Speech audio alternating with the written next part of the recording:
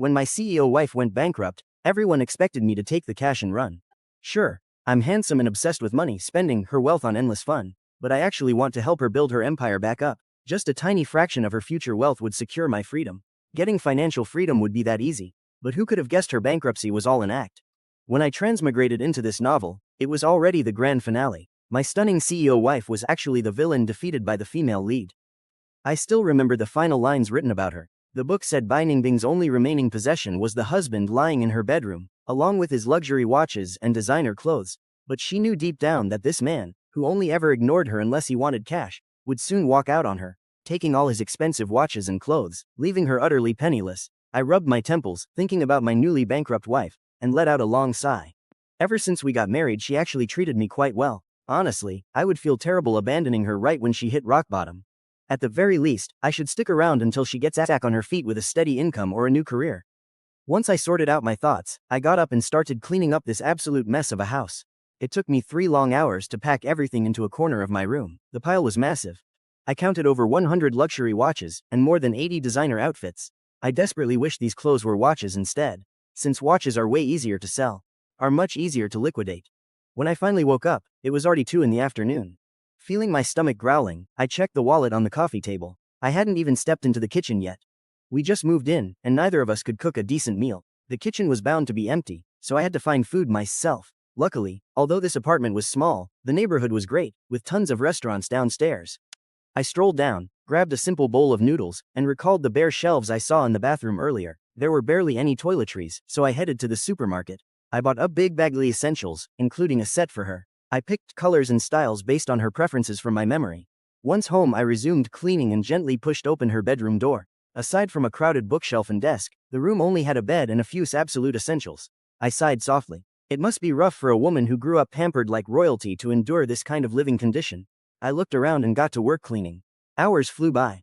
By the time the entire place was spotless, it was already 10 at night. After a relaxing shower, I laid out my late-night snack on the coffee table. Just as I opened the package and went for the first bite, the front door clicked open. I jerked my head up and locked eyes with a gaze as clear as autumn water. The woman at the door stared at me expressionlessly.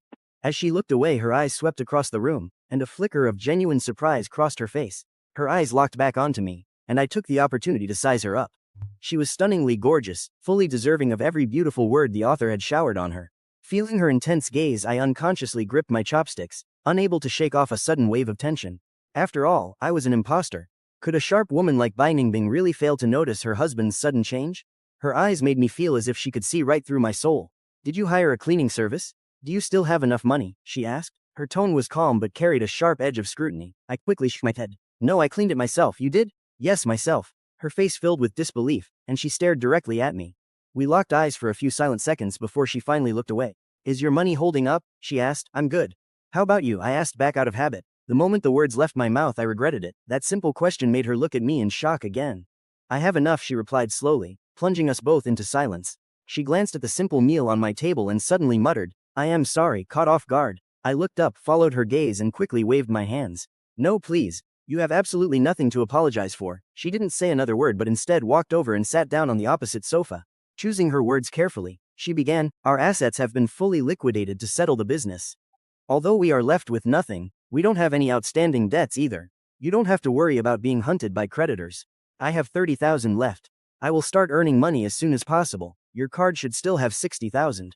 Plus I paid 6 months of rent up front here. If you want a divorce, I will give you another 20,000 to help you get settled. You can stay here until you find a place of your own." I knew she was doing everything humanly possible for me. Our entire net worth was only 90,000, yet she was willing to hand over 80,000 of it and let me crash here temporarily. On top of that, she wouldn't touch my expensive clothes or watches. That would leave her with just 1 bedroom and 10,000 cash. Seeing my silence, she added quietly, "As for my future income, I will set aside a portion to send you every single month. At least 3,000 a month, is that okay? Since I can't predict the future right now, this is all I can promise. If I ever build my empire back up, I will compensate you fully." I immediately shook my head in refusal, which made her fall completely silent. Realizing my silent gesture had caused a huge misunderstanding, I quickly explained myself. "No, you got it wrong. I don't want a divorce, and I definitely don't want your cash. My savings are plenty. I have accepted our new reality. From now on, I will be extremely careful with spending. I can even find a way to make my own money. Don't stress yourself out too much. A normal family doesn't need that much to get by." She blinked in confusion. You're not divorcing me? But yesterday, didn't you say? I suddenly remembered my predecessor's furious rant. He had screamed that she was useless and demanded a divorce. Blushing with embarrassment, I stammered, I was completely drunk yesterday. I didn't mean any of it. Since we are married, I want to take responsibility for our life. You don't have to worry about me at all. Supporting myself is a piece of cake. Heck, maybe I can even support you too. The moment I said that, her expression grew even stranger. Still, she didn't push. If you don't want a divorce, we'll drop it. Just let me know whenever you change your mind. She stood up and headed to the bathroom. I awkwardly looked down to finish my snack. I heard her footsteps pause for a few seconds right inside the door. She must have noticed how clean and organized everything was. Soon after, the sound of running water filled the air. By the time I finished my food, she came out of the bathroom. Thankfully, there was no awkward tension. Thank you for cleaning. Get some sleep, she said softly. I scratched my head, feeling like I was in a dream. I quickly washed up and opened my laptop in my room. I registered an online seller account on a second-hand marketplace, then shut down the computer to sleep. The next morning I woke up habitually at 6:30. I prepped the ingredients from yesterday, started brewing some porridge, and headed downstairs to buy fresh steamed buns and deep-fried dough sticks. When I got back, she was just walking out of her bedroom. Hearing the door, she looked up and spotted the breakfast in my hands. She rubbed her eyes, probably convinced she was dreaming. Good morning. I bought breakfast and brewed some porridge. Go wash up first. I strolled into the kitchen to check on the pot, ignoring her bewildered stare. Since we both had a habit of staying up late, I specifically made red date and red bean porridge to boost our blood flow.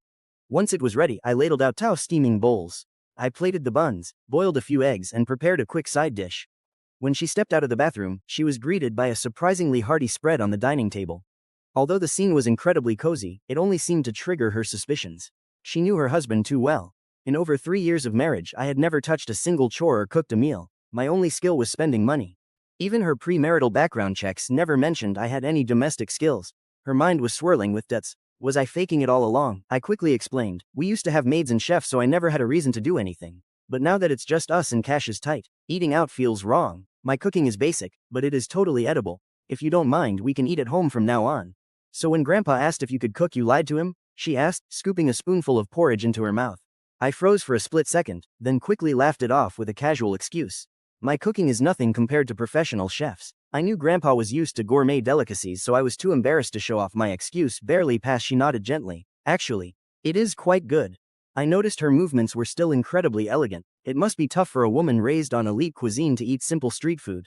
After we finished, she reached to help clear the dishes, but I quickly stopped her. I've got this. Go ahead and get ready. I will handle the cleaning. Just go focus on whatever you need to get done today. She nodded. I still have to handle some leftover business, so I will be back late tonight. Don't worry about me. Call if you need anything. Once she stepped out, I finally let out a sigh of relief. Even bankrupt, her noble aura remained completely intact. That invisible pressure she radiated was intensely real. If I hadn't dealt with powerful figures in my previous life, I probably would have crumbled under her gaze. I had a busy schedule ahead of me today too. I needed to buy some household essentials and start photographing those watches and clothes to list them online. With so many valuable items, selling them all could easily fetch over 1 million. That would give her the starting capital to rebuild. Beyond that, I had plans. I needed to study this world's online market and see if I could return to my old trade. Back in my original world, I was a successful web novel writer. I majored in interior design but preferred writing full-time, only taking freelance design gigs for extra cash. Life had been pretty sweet back then. I washed the dishes, grabbed my shopping list, and headed out. I hate window shopping, so I bought everything quickly, set it all up at home, and spent the entire afternoon photographing watches and clothes. By nightfall, I was exhausted. I only managed to finish photographing the watches. After warming up and scarfing down a few leftover buns, I crawled back to bed to write. Physical labor was out of the question, so I stuck to brain work. 2 hours later, I clapped my hands in absolute delight. Down-going my coffee, I realized the web novel industry here was slightly behind my old world. I could easily rewrite my old hits with better pacing and structure. This was a total goldmine. Just then, the sound of the front door unlocking caught my attention. I hesitated for a second before jumping out of bed and slipping into my house shoes. Earlier today, I noticed she hadn't locked the front door last night. She was probably too used to living in a secure villa to remember. As I approached, she froze. Yeah, I'm back. I only realized this morning that the front door wasn't deadbolted last night. Back when she lived in that villa, dedicated security handled everything. Now that we are here, we have to lock it ourselves. Otherwise, a burglar could easily pry it open. Got it. The two of us were basically like total strangers. I had to take the initiative and spark a conversation. I asked if she had eaten, and she said yes. I mentioned I bought some daily necessities, and to let me know if she needed anything. She said she was fine. Conversation dead. What else could I say? I thought for 3 seconds and decided to escape the awkwardness. I told her I was heading back to my room, and she could call me if she needed anything. Once my door shut, Bai Ningbing finally looked around. She even checked out the kitchen and bathroom. The place had a lot more stuff today. It felt way more lived in than before. She probably wondered if I actually planned on staying here, since I acted like a totally different person. Of course, I had no idea what she was doing. I was completely focused on cleaning up my laptop. The original owner worked hard in high school to a top university, but basically slacked off during college. His computer skills were a total disaster. This laptop was running painfully slow. I had to clean out all the junk and see what the original owner had been up to. As I was digging through his files, I found a photo folder. Inside were tons of subfolders. Most were his own selfies, a few were of his parents, but the last folder had a completely scrambled name. I clicked it open and boy, there they were. Photos of him, cozying up with some woman. This woman was clearly some high society figure. She was pretty, but definitely not my type. When she smiled, she had this oversilly innocent fragile look. Seeing the two of them acting so incredibly intimate made my very soul shiver with anxiety. I quickly checked the dates. Thank goodness they were all taken before the marriage. That gave me a heart attack. I kept a few harmless pictures and deleted the rest immediately. By then I remembered who she was. She was the original owner's college girlfriend. She was some rich heiress, but they had been broken up for ages. There was absolutely no point in keeping this stuff. It was lucky Bai Ningbing wasn't the suspicious type, because if she found these, they would be a ticking time bomb. By the time I finished, it was almost 11 o'clock. I yawned and crashed straight into bed. The next morning I woke up even earlier. Instead of going out to buy breakfast, I decided to whip up some fried rice and 2 side dishes. By the time Bai Ningbing woke up, the meal was already on the table. She walked out after washing up, just in time to eat. Looking at the hearty fried rice, she seemed a bit surprised. "You actually know how to cook?" she asked.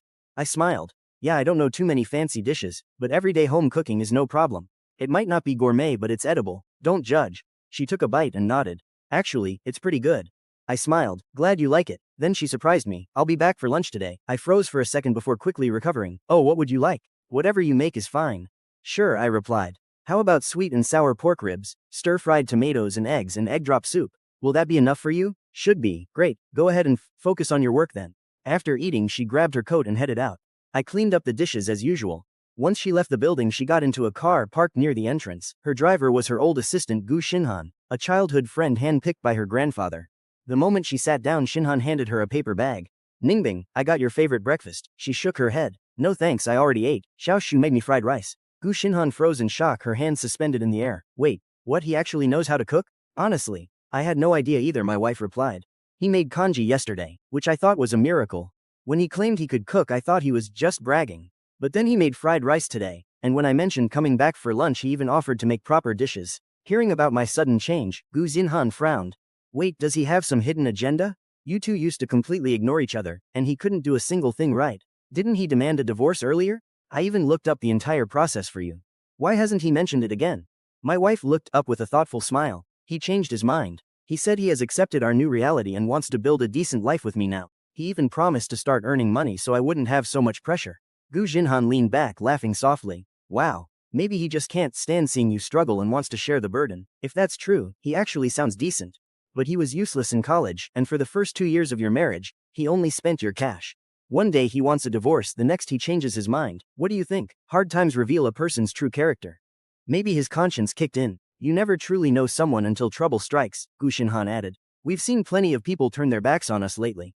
Maybe Xiaoyu is just one of those guys whose real integrity only shows in a crisis. Maybe. Let's get moving. At least he won't get in the way. We'll see." Meanwhile, I spent my entire morning taking photos of my wardrobe. I had over 80 outfits that I would never wear. Keeping about 10 for special occasions was plenty. I could sell the rest to buy normal clothes.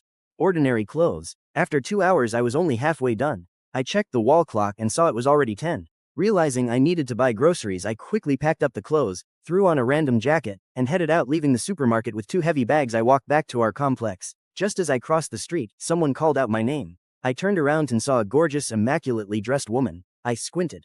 Wait, wasn't this the exact woman from those old photos I found last night? Seeing me turn around, she rushed right over.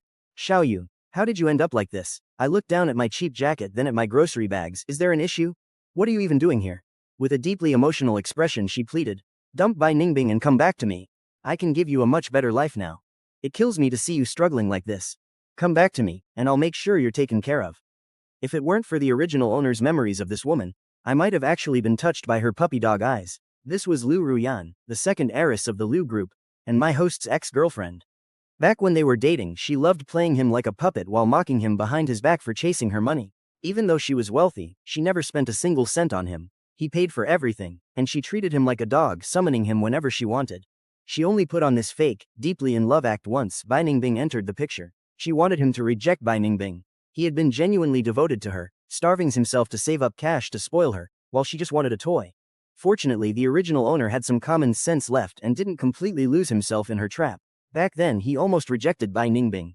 Luckily, a twist of fate revealed Pei Ruyan's true, ugly colors, which finally shattered his illusions. That betrayal was exactly why he became convinced that money was the only thing you could trust, turning him into the greedy parasite he eventually became. She was responsible for at least half of his downfall, and now this toxic ex coming to find me had absolutely nothing to do with love. I didn't know what her angle was yet, but she was definitely up to no good. In the past, Bai Ningbing was someone she could only look up to. Now that my wife has lost her power, if I get easily seduced away, it would deal her another massive blow. Maybe she wants to hurt her more. I shook my head. I'm not leaving with you. Go back to wherever you came from. She frowned. Why? Bai Ningbing is completely ruined. She'll only make you suffer. What do you even get from her? I looked at her. We're married. Partners share the good times and the bad. I am her husband, so of course I'll stand by her. No matter what happens, I won't just throw her away. Even if she's completely broke or disabled, I'll still look after her. This has nothing to do with money or suffering. As long as she doesn't divorce me, I will never abandon her. Especially now when she needs me the most. Pei Ruyan stared at me. What kind of crazy talk is that? If I recall correctly, you two barely even spoke. She just threw money at you to shut you up. You don't even love her, so why suffer alongside her? She looked at me like I was a complete idiot. I scoffed. Who said she was bad to me? When she was wealthy, she gave me a massive allowance every single month. Sure, she was busy, but I got to spend whatever I wanted. Maybe that money was pocket change to her, but nobody's wealth grows on trees. Giving it was a favor, not an obligation. Since she took care of me then, I owe her now. Even after losing everything, she offered to let me keep the apartment and gave me most of her remaining cash. She has done more than enough for me. If that's not being a good spouse, I don't know what is. We didn't have love, but her decency alone deserves my respect. If she is bad, are you any better? She gaped. How am I not good? If you come back to me, I promise I'll treat you incredibly well. Before she could keep rambling, I cut her off. When I was flat broke back in college, you always looked down on me, claiming I was just a gold digger. In the 2 years we dated, you never spent a single dime on me. Your gifts were literally grocery store freebies. Meanwhile, I worked exhausting part-time jobs just to buy you nice things, only for you to turn around and dump me. You call that treating me well? She gasped, her eyes darkening. What are you talking about? Who do you think I am? Did Bai Ningbing feed you some lies to make you misunderstand me? I laughed. You think too highly of yourself. A woman like Bai Ningbing would never even mention your name to me. She doesn't even know you exist. You're the only one obsessively staring at her, desperately trying to get her attention. They say you see the world as you are. Go back to where you belong. I don't want to say anything nastier. Her eyes grew even darker. Taking a few steps closer, she forced a pathetic, fragile look. Xiaoyu, you've definitely been brainwashed by her. How could you think of me like that? I genuinely love you. Bai Ningbing is only holding on to you because she is broke and desperate now. You can't be this stupid. Stop right there, I said, backing away. Look, ditching your wife the second she hits rock bottom is incredibly trashy. I'm not that kind of guy. I will absolutely not abandon her now, so you can forget about it. If I ever do leave her, it will only be when she truly doesn't need me anymore. As Pei Ruyan opened her mouth to argue, sudden applause and cheering erupted from the side. Well said, young man. What great values. Seriously, if everyone thought like this, we wouldn't have so many divorces. You're a really good guy. Your wife is lucky to have you. She hit the jackpot. That's when I noticed a group of elderly folks nearby, clearly heading home from a workout. They walked over and the leading old man looked Pei Ruyan up and down, shaking his head. Come on, young lady. The man is happily married. Trying to steal my husband is just wrong. Imagine if you were married and some woman tried to steal your husband every day. How would that feel? Do unto others as you would have them do unto you. You say he should divorce his wife just because she lost her money? Can you guarantee you'll never run out of money yourself? These seniors were like someone flipped a switch. They all started lecturing her, not even giving Pei Ruyan a chance to argue back. In seconds, she was labeled a morally corrupt, hopeless homewrecker. I quickly cleared the way for them and hid behind the crowd, struggling to hold back my laughter. Yeah, she really needs a lesson. You guys should give her a piece of your mind. I have to go home and cook, so I'll head out first. Let's chat next time. No problem, you go ahead. We've got this. Meanwhile, Bai Ningbing and Guchishan sat in their car, taking in the whole season without moving. Only after seeing Pei Ruyan admit her mistake and get let go did Guchishan speak up in disbelief. Ningbing, was that Xiaoyu just now? I feel like he's a completely different person. It's him. Alright. Actually, Xiaoyu is a really good guy. Sure, we only knew him as a big spender before, but now that you're technically bankrupt, he refuses to leave you. He'd rather suffer just to stay by your side. And it's not even because of love, but out of sheer moral duty. Just like those seniors said, his values are incredibly upright. Right then, Bai Ningbing also felt her perception of me shifting. After saying goodbye to Gu Xinghan, she went straight back home. As soon as she opened the door, she saw me sitting on the living room rug hugging my laptop and typing away. The whole place smelled of rich, savory meat. "You're back," I said. She placed the fruit she bought on the coffee table and walked over out of curiosity. To her surprise, she saw I was writing a story. I told her I'd forgotten most of my college major, but I still remembered some of my old studies. Plus, I read a lot of web novels, so I wanted to give writing a shot. "Do you mind?" I asked, my fingers never pausing. Bai Ningbing felt this fit my situation perfectly. After all, she didn't expect me to make any money anyway. Non-committally, she just said, "Do whatever suits you." I knew this wealthy heiress probably looked down on web novels, or maybe just didn't understand them. So, I changed the subject. "The ribs are already stewing. Dinner should be ready in about an hour, why don't you go ahead and do your thing?" She nodded, washed up, changed her clothes and disappeared into her room. An hour later I knocked on her door and called her out to eat. On the table were 2 bowls of rice and a vibrant, colorful spread. I had even garnished the dishes, making it obvious they were prepared with care. "This is actually my first time making sweet and sour ribs, so I hope they're okay. Give them a try, and if they're not good, I can whip up a quick cucumber salad." Ever since my parents passed away during my college years, I had been living on my own. Influenced by them, my standards for quality of life weren't incredibly high, but they definitely weren't low either. I kept the place clean and cooked whenever I had time. My routine was very structured, so my survival skills were solid. What I said earlier was just being polite. While I wouldn't call myself a master chef, I could certainly handle home cooking. In fact, I was always the chef at friend gatherings, racking up plenty of compliments. Bai Ningbing picked up a piece, put it in her mouth and nodded. "Not bad, it's really good." "That's great to hear, go ahead and eat up. Things have been so chaotic lately, and you haven't been eating or sleeping well, you've had it rough." I poured a glass of freshly brewed lemon tea and slid it over. "This is lemon tea with a touch of honey to get you some vitamin C. Drink as much as you can, and don't complain if it's too sour." Her expression was deeply analytical, as if she felt the man sitting across from her was a total stranger, completely unlike the person in her files or the husband she'd lived with for 2 years. None of it matched up. But then again, she had never truly paid attention to him, so she couldn't guarantee her old background checks were perfect. Pushing her doubts aside, she whispered, "Thanks for your hard work." "No, not at all," I replied. "I'm just staying cozy inside all day while you're out there dealing with so much stress. You need to eat more." I smiled. Honestly, just thinking about it made things clear. Bai Ningbing used to be completely out of everyone's league. When the old patriarch of the Bai family was alive, nobody dared to cross them. And Bai Ningbing herself had been a prodigy since childhood, the golden child other parents used to shame their own kids. But now that the old man was gone, the distant relatives of the Bai family cared only about carving up whatever was left. They were practically begging for her to collapse, rather than offering a helping hand. They thrived on kicking her while she was down, eager to trample one's persons had to look up to.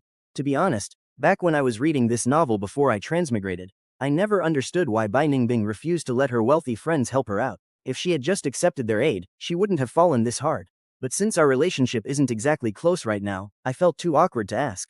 I figured she was a proud young mistress after all, and likely had her own reasons. As for how she liked the meal, I couldn't tell, but I was definitely full and satisfied. She probably didn't hate my cooking either, considering she ate 2 whole bowls. "I'll leave the dishes in the kitchen, don't worry about them," I said. "I'll wash them after my nap." Dropping the dishes into the sink, I washed some fruit, set it on the coffee table, and curled right back up to work. Writing something I had already written in my past life meant my typing speed was blazing fast. By the end of the morning, I had already knocked out a 2,000-word outline. At this rate, I estimated I could finish 20,000 words by tomorrow and submit the draft. Bai Ningbing and I were going through a rough patch and desperately needed money. I didn't know the first thing about business, so earning some extra cash was the only way I could ease her burden. Bai Ningbing went back to her room, shutting the door behind her to do who knows what. Around 1:30, I forced myself to shut the laptop and head for a nap, plunging the living room into silence. Inside her bedroom, Bai Ningbing hesitated before sending a text reply. "Forget it, Gu Qinghan, let's see how he behaves first. No need to investigate him for now. Maybe I'm just overthinking, let's wait a bit." Less than an hour later, my alarm blared. I dragged myself out of bed, feeling a bit groggy as I stumbled toward the bathroom. Finding the sliding door closed, I mentally cursed my own forgetfulness as I grabbed the handle and yanked it open. Just as I was about to step inside, I froze, locking eyes with the person already in there. "Sorry, I'm half asleep, I thought I was alone," I yelled out, blushing furiously as I bolted back to my room and slammed the door, wishing I could just disappear. It was unbelievably embarrassing. It took me a good while to calm down before I finally twisted the doorknob and walked out. Right then, Bai Ningbing stepped out of the bathroom, and our eyes met once more. Even with 15 feet separating us, she spoke calmly. "Don't worry about it, the place is small. We're bound to bump into each other, so we'll just have to get used to it." "Yeah, you're right," I mumbled, Are you not going out today? I've already finished my errands, so I'm staying in this afternoon, she said. Then, she seemed to remember something. Is there anything you need my help with? I felt a sudden wave of anxiety. What's wrong? Is something happening? I might have grown up pampered in the Bai family, but I'm not totally helpless. And my basic life skills aren't terrible. Now that we're sharing this small home, you can tell me directly if you need anything. Don't just act polite. Okay, I got it, I replied, looking at her dead face. I actually found her serious expression pretty adorable. Honestly, whether she succeeded or failed in business, her looks were absolutely flawless. As the most beautiful woman written into this novel, she looked stunning even with a completely blank expression. I realized that keeping my cool and not falling for a woman like her required some serious, legendary self-control.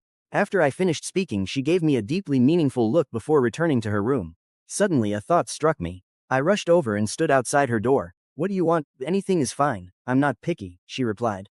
Well, the young mistress was surprisingly easy to please. I wandered back and sat by the coffee table to continue typing. After finishing a chapter, I suddenly remembered the items I had listed on the secondhand market and logged in to check. Holy cow! 12 watches and 2 outfits had already sold. I didn't know much about luxury values, so I had looked up the prices online first and listed them at a 20% discount. Most of them were still brand new in the box, but since I was worried Bai Ningbing might need cash fast, I kept the prices low. I was actually worried nobody would buy such expensive stuff, but they were flying off the shelves. After saving the shipping addresses and the file, I rushed into the room to grab the watches and clothes. Since there was a lot to ship, I decided to book a courier pickup. Half an hour later, everything was packaged up, and the courier arrived. Bai Ningbing must have heard the commotion because she opened her door and stepped out. What are you doing? She asked. There were too many clothes and watches, and since I rarely go out, they were just taking up space. So I sorted through them and decided to sell some. These are the ones that sold today, so I need to ship them out to the buyers. You don't have to do that, she protested. We're not desperate enough for you to sell your things. I told her they were just taking up space, and weren't even the latest models anymore, so I wouldn't use them. Selling them makes more sense. Plus, if I see some new stuff I like, I can always buy them later. That sounded like a perfect way to save her pride, right? I felt pretty thoughtful, but somehow, one of my words touched her heart. Bai Ningbing suddenly grabbed my hand, which trembled slightly before she let go. Without objecting further, she softly agreed. All right, we'll buy you new ones later. As if I'd ever buy new ones, I thought. A single watch cost tens of thousands, which is enough to cover my living expenses for 6 months. I'd be broke in no time. But I didn't let any of that show on my face. Spoiled young ladies need to save face after all. I flashed a warm smile. I'll be waiting for you to buy me a new watch then. Bai Ning was momentarily dazed by the smile, which was familiar yet had felt so incredibly foreign lately. She cast her gaze down toward the boxes on the floor, bent over to pick them up, and helped load them into the courier's bag. Once the courier left with the packages, Bai Ningbing finally looked at me and asked, "How much do you plan to sell?" I originally had over 100 watches and 80 outfits, and over 70 of those watches are still brand new. I plan to sell all of them. Out of the remaining 50, I'll probably need 40 of them and keep 10. As for the clothes, I'll keep about 30 outfits and sell the rest. I fully expected Bai Ningbing to stop me, but to my surprise, Bai Ningbing just nodded and said nothing else. She casually picked up an apple and sat on the couch, peeling it. I couldn't read her mind at all. Did I just bruise her pride? Well, real life is more important than these messy thoughts anyway. Even if she minds, I can't help it. This morning I checked the local housing market and saw prices are only halfway at their peak. I have no idea what her plans are, or if she will actually make a comeback, but either way I need to secure a house first. Selling these watches and clothes will cover the down payment. I can give the rest to Bai Ningbing and handle the mortgage myself. That way, even if she never recovers her fortune, we'll still have a roof over our heads. My mind was racing. I stared blankly at my laptop screen on the coffee table. Suddenly, a perfectly peeled apple appeared right in front of me. The sweet aroma hit me instantly. The skin was peeled so evenly and beautifully. I instinctively swallowed my spit. It was Bai Ningbing, holding the apple out to me. Is this for me? She nudged it closer and said, "Sorry to make you suffer." I was totally blown away. The Bai Ningbing in the novel never ever got close to men, let alone showed them any patience. Now she was peeling fruit for me, and doing a gorgeous job of it. Shocked, I quickly took it and said, "It's really nothing. It was bought with your money anyway, and back then you didn't judge me for being a spendthrift. I'm already so grateful." Suddenly she actually smiled. She usually has this aloof, unapproachable face, but seeing her smile right now completely dazed me. How could anyone in this world look this stunning? "Don't worry, I will definitely buy you more watches in the future," she said. I nodded automatically, then blushed once I realized what was happening. "I know you'll make a comeback," I said. "No rush. I'll wait for you to buy me those watches. You've got this, Ningbing." She just smiled faintly, got up and went back to her room. Out of my sight, a flicker of amusement crossed her eyes. I spent the rest of the afternoon writing like mad, finally churning out over 10,000 words. We grabbed a quick dinner and went back to our own work. I stayed up late and managed to finish 20,000 words before midnight. After breakfast the next morning, as soon as she left, I got to work submitting my draft. I checked the second-hand site and saw I'd sold 8 more watches and an outfit. It felt like a mountain of cash was pouring right into my wallet. I was in a fantastic mood, but just as I finished submitting the draft, there was a knock at the door. I stood up to open it. A man's voice came from outside. "It's Liu Jingnian." Wait, who the heck is Liu Jingnian? I tried to remember as I walked to the door, but the name drew a total blank. When I opened it, there was a guy standing there with a sort of rugged bad boy look. The moment he saw me, he sized me up from head to toe with this incredibly judging stare, making me feel very uncomfortable. "Aren't you going to invite me in?" he asked, already trying to push his way past. Having no clue who he was, I quickly blocked his path. "Who are you looking for?" I asked. "If you're Gu Xiaoyu, then I'm looking for you," he said, squeezing past me into the apartment. "Sister Bai isn't here, is she?" he muttered. Since he was already inside, I couldn't really throw him out. I closed the door and set a cup of tea in front of him. "She's out, left early this morning. What do you want with me?" "Of course I want something," he replied.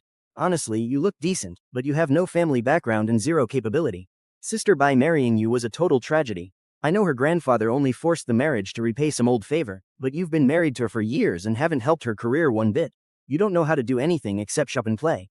Don't you feel ashamed?" "Can I ask who exactly you are to her?" I asked.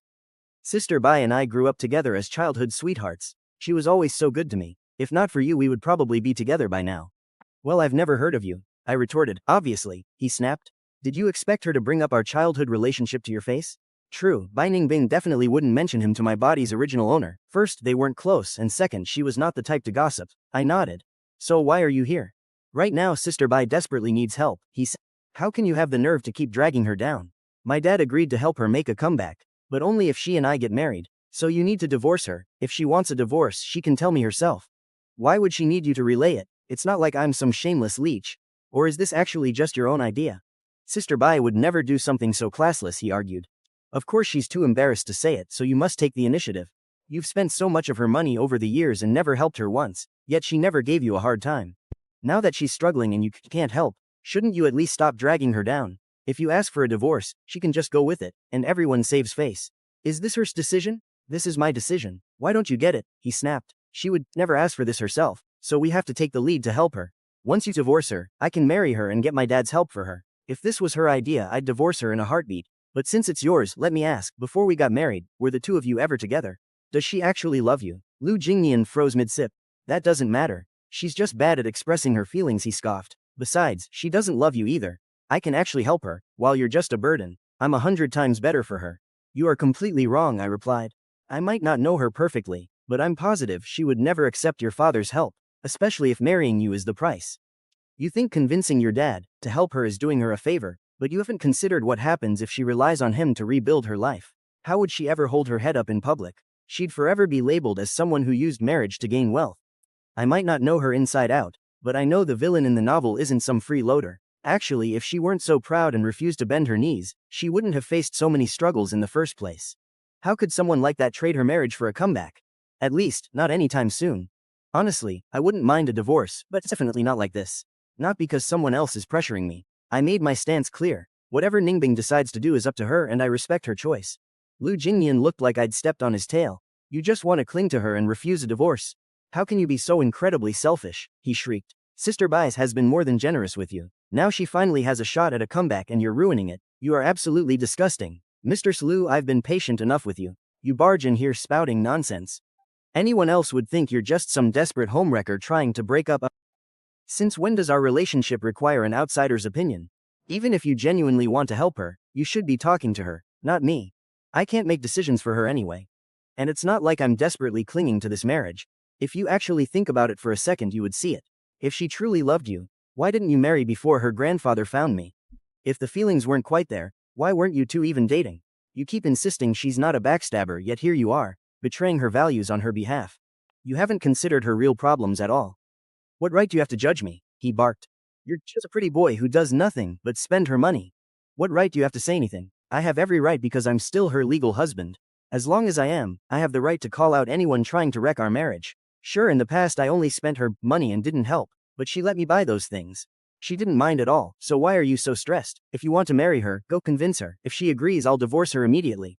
But screaming at me here won't work. You're shameless." Liu Jingnian was so angry, he slammed his cup down on the table. I wasn't even angry anymore. I just calmly played with my own cup. You're trying to break up a marriage and don't feel shameless, yet you have the nerve to call me that? Since we clearly don't see eye to eye, there's no point in talking. So you just refuse to divorce her, he barked. Think whatever you want, I replied, getting his answer and realizing he wouldn't get his way today. He stormed off, but not before throwing one last threat my way. Just you wait, sister, I will dump you eventually. The door slammed shut. I let out a long sigh. It's one thing for the female lead to attract people, but even the villain is a magnet. Honestly, if my conscience didn't stop me, I would divorce her. But that's just a thought. I can't just take over someone's body and act like I own the place. Even though I didn't spend her money, I'm still her husband on paper. Pushing it out of my head, I opened the browser to note down the shipping addresses and watch models. I went to my room, packed up the sold watches, and called the courier to ship them out. Adding it all up, today's sales brought in nearly 2 million yuan. Once the buyers get their packages, my account will be flooded with cash. If I sell a few more items, I can secure a down payment on a small apartment and finally own a home. That thought pumped me up. Deciding to pause the sales, I opened the browser to look up local real estate listings. My very first home had to be perfect. Before I knew it, noon was creeping up. I didn't even bother closing the browser and dashed to the kitchen. When she left this morning, she told me she was coming home for lunch.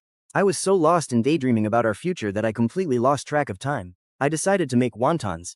The filling was ready, and the wrappers were bought yesterday, so my hands moved fast, almost like a rhythm, pumping out one every few seconds. I had over 20 wrapped in no time. While I was busy, the young lady returned. I didn't even look up. You're back? I asked. Yes, what are you doing? She replied, standing by the door, only seeing my hands moving fast but not what I was actually making. Wrapping wontons, I replied naturally. We're having wontons for lunch, and I'll make some flatbread too, so you don't have to worry about going hungry. It came out so naturally, making bread and wontons. This wasn't something a regular home cook could pull off. I saw doubt flicker in Bai Ningbing's eyes again, but watching me sit there so quietly, wrapping wontons with effortless, practiced ease, she decided it wasn't worth overthinking. I haven't had these in ages, Bai Ningbing blurted. She seemed to realize as how odd that sounded, heading to the bathroom to wash her hands to hide her embarrassment. I didn't notice, I was just glad to eat them. I love wontons myself. With all her recent business troubles, she definitely hadn't had the headspace to think about food. Besides, wontons are just street food, so going without them made sense. Want some more? I can easily cook an extra batch. I'll freeze the leftover uncooked ones. If we ever get lazy, we can just boil them. Sure, cook a bit more, Bai Ningbing said, drying her hands. She hadn't touched street food in forever, not since maybe 3 or 4 years ago. If I hadn't brought it up, she wouldn't have noticed how long it had been since she relaxed. Got it, a big batch it is, I said, wrapping some swiftly. To me, life was full of hope and tiny moments of joy. A good life is what you make of it. Getting a second chance at life is a massive blessing, and every gift should be cherished. Wrapping and eating wontons with her is pure happiness. Nearly an hour later, 2 steaming bowls of wontons were served. I called Bai Ningbing over and sat down, gesturing for her to sit. Smiling expectantly, I said, hurry and try one. I think they're great, but let's see how you rate them. Wontons alone aren't very filling, so I also threw together some wraps. By the way, do you eat wraps? She found my question amusing but kept a straight face. Of course, I'm a normal human being. She sat down and took a bite. She chewed thoughtfully and nodded. Not bad at all, told you. I'm a natural, probably because I love them so much. Since you like them, we ate at different speeds.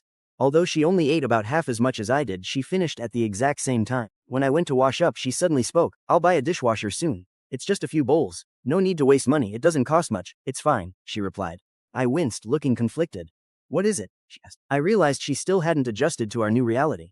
She didn't seem to get that we weren't rich anymore. I debated whether to remind her, but seeing her slight frown, the harsh truth softened as it left mouth. Okay, I'll go pick one out. Don't worry about it, I'm incredibly picky, so it might take me forever to choose. I sighed internally. Good looks really give people an unfair advantage. I couldn't bear to say a single word that might wound her pride. Since I'd established I was picky, dragging my feet on buying it would make sense. Watching my awkward hesitation, Bai Ningbing suddenly realized what her husband was agonizing over. A strange sensation washed over her. Although her grandfather had forced her to experience poverty early on, she hadn't felt truly broke since she finished her training at 15. This time, it wasn't actually that she had no money, but rather that her legal husband thought she was broke. Yet even believing that, he hadn't shamed her about it. It was a bizarrely warm feeling she couldn't quite explain. I have work, going to my room, Bai Ningbing said. She turned and left, leaving me alone with the dishes. I hummed a tune while washing up. Life was honestly pretty great: food, shelter, solid watch and clothing sales, and a new house on the horizon. Things were looking up. With her talent, she'll make a comeback sooner or later. Maybe she'll even throw some cash my way. But even if she doesn't, I can provide for us. Having her around as a friend is comforting. I won't have to face any emergencies completely alone. We won't live like this forever. If she eventually wants a divorce, I'll agree, and maybe find the right person later. I washed up for a nap. Just then Bai Ningbing opened her door. Did Lu Jinyan give you trouble today? Not exactly. He wanted me to divorce you, but I said no. I assumed you two were over. If you still have feelings we can divorce any time. He said his dad could help if we married. There's nothing between us, I won't divorce you for him. You did the right thing, she said. Besides, his father couldn't solve this mess anyway. I thought so too. I stood up heading to my room for a rest when she stopped me with a searching look. When did you pick up the habit of napping? I felt self-conscious. Well, I realized my old lifestyle was ruining my health. Since I have a weak constitution, I'm forcing myself to adjust. You should try a quick midday snooze too, it really boosts focus. Go rest then, she said, heading back inside. I stood there feeling slightly anxious, wondering if I had said something wrong. But honestly, after surviving a massive family bankruptcy, who wouldn't change their habits? Inside her bedroom, Bai Ningbing sat at her desk, staring into space. Finally she picked up her phone and made a quick call. Order a high-end dishwasher and have it sent over in a few days. There are still things I need to evaluate. For now, let's keep playing along. Putting her phone down, her gaze drifted to her bed. My enthusiastic advice about taking an afternoon nap echoed in her head. Was it really that good?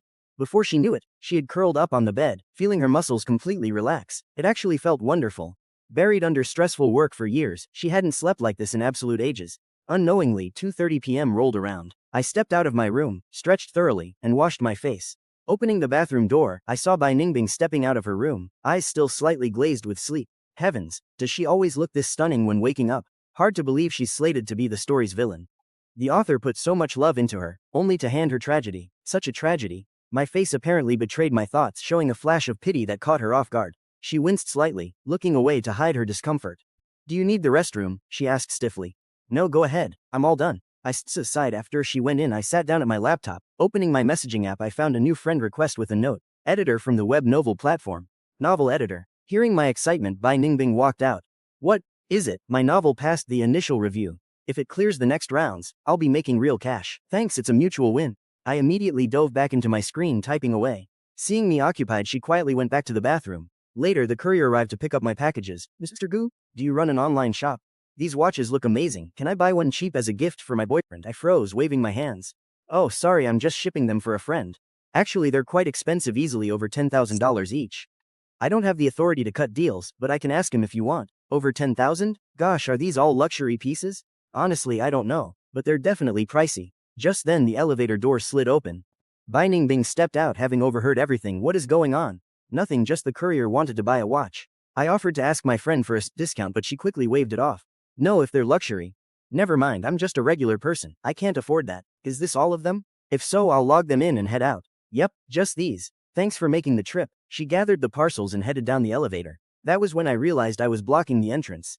I stepped back to let her in. Back early? Didn't have much to do. I lied about the watches because flashing wealth here felt risky. Security wasn't guaranteed. If neighbors caught on, we'd be targeted. Plus, that courier visits often now. If she knew the watches were mine but I refused a fat discount, resentment could build. What if she decided to retaliate by damaging my packages? Filing claims is a massive headache, and you can never trust a stranger. Since we barely know her, why risk it?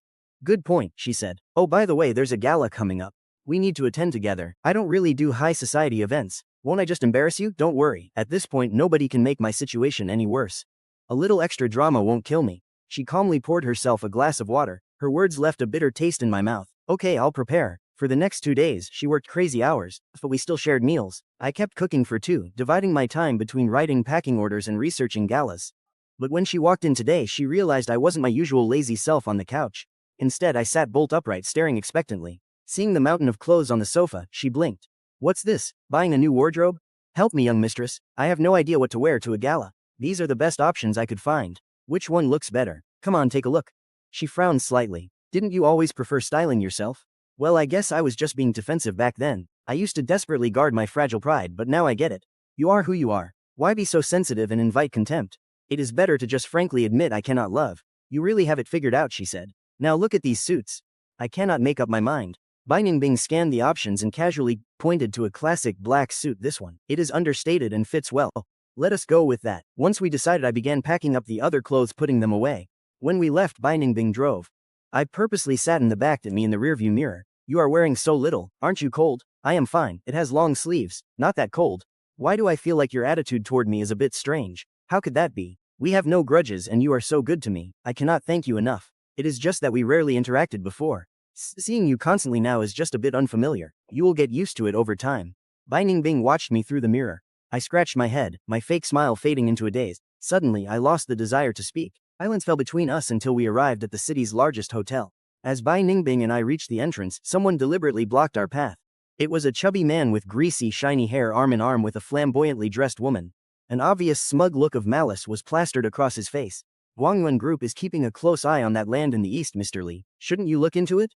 He froze, his face twitching before he forced a smile. President Bai, you are as elegant as ever. Good to see you again. Bai Ningbing ignored him entirely, leading me straight past him. Following her inside, I spotted several fair-weather friends from my past. They were all live-in husbands or sons of wealthy families, and none of them were taken seriously by their peers. Seeing me with a glass, some tried to approach but shrank back upon spotting Bai Ningbing. A few even gestured to me with their eyes. Aren't you going over? Why would I? That is suicide. I am staying right here. We were never close anyway, just superficial acquaintances. Now that things have changed, it is better not to be friends. We had barely walked a few steps when two young men and their female companions approached. The older one, around 30 years old, wore a fake smile. Well, if it isn't Miss Bai, long time no see. And this gentleman beside you is, look at my memory. He is Miss Bai's husband, right? It is rare to see you two out together. Is life tough lately? Are you short on cash? People always said your marriage was failing, but this proves them wrong.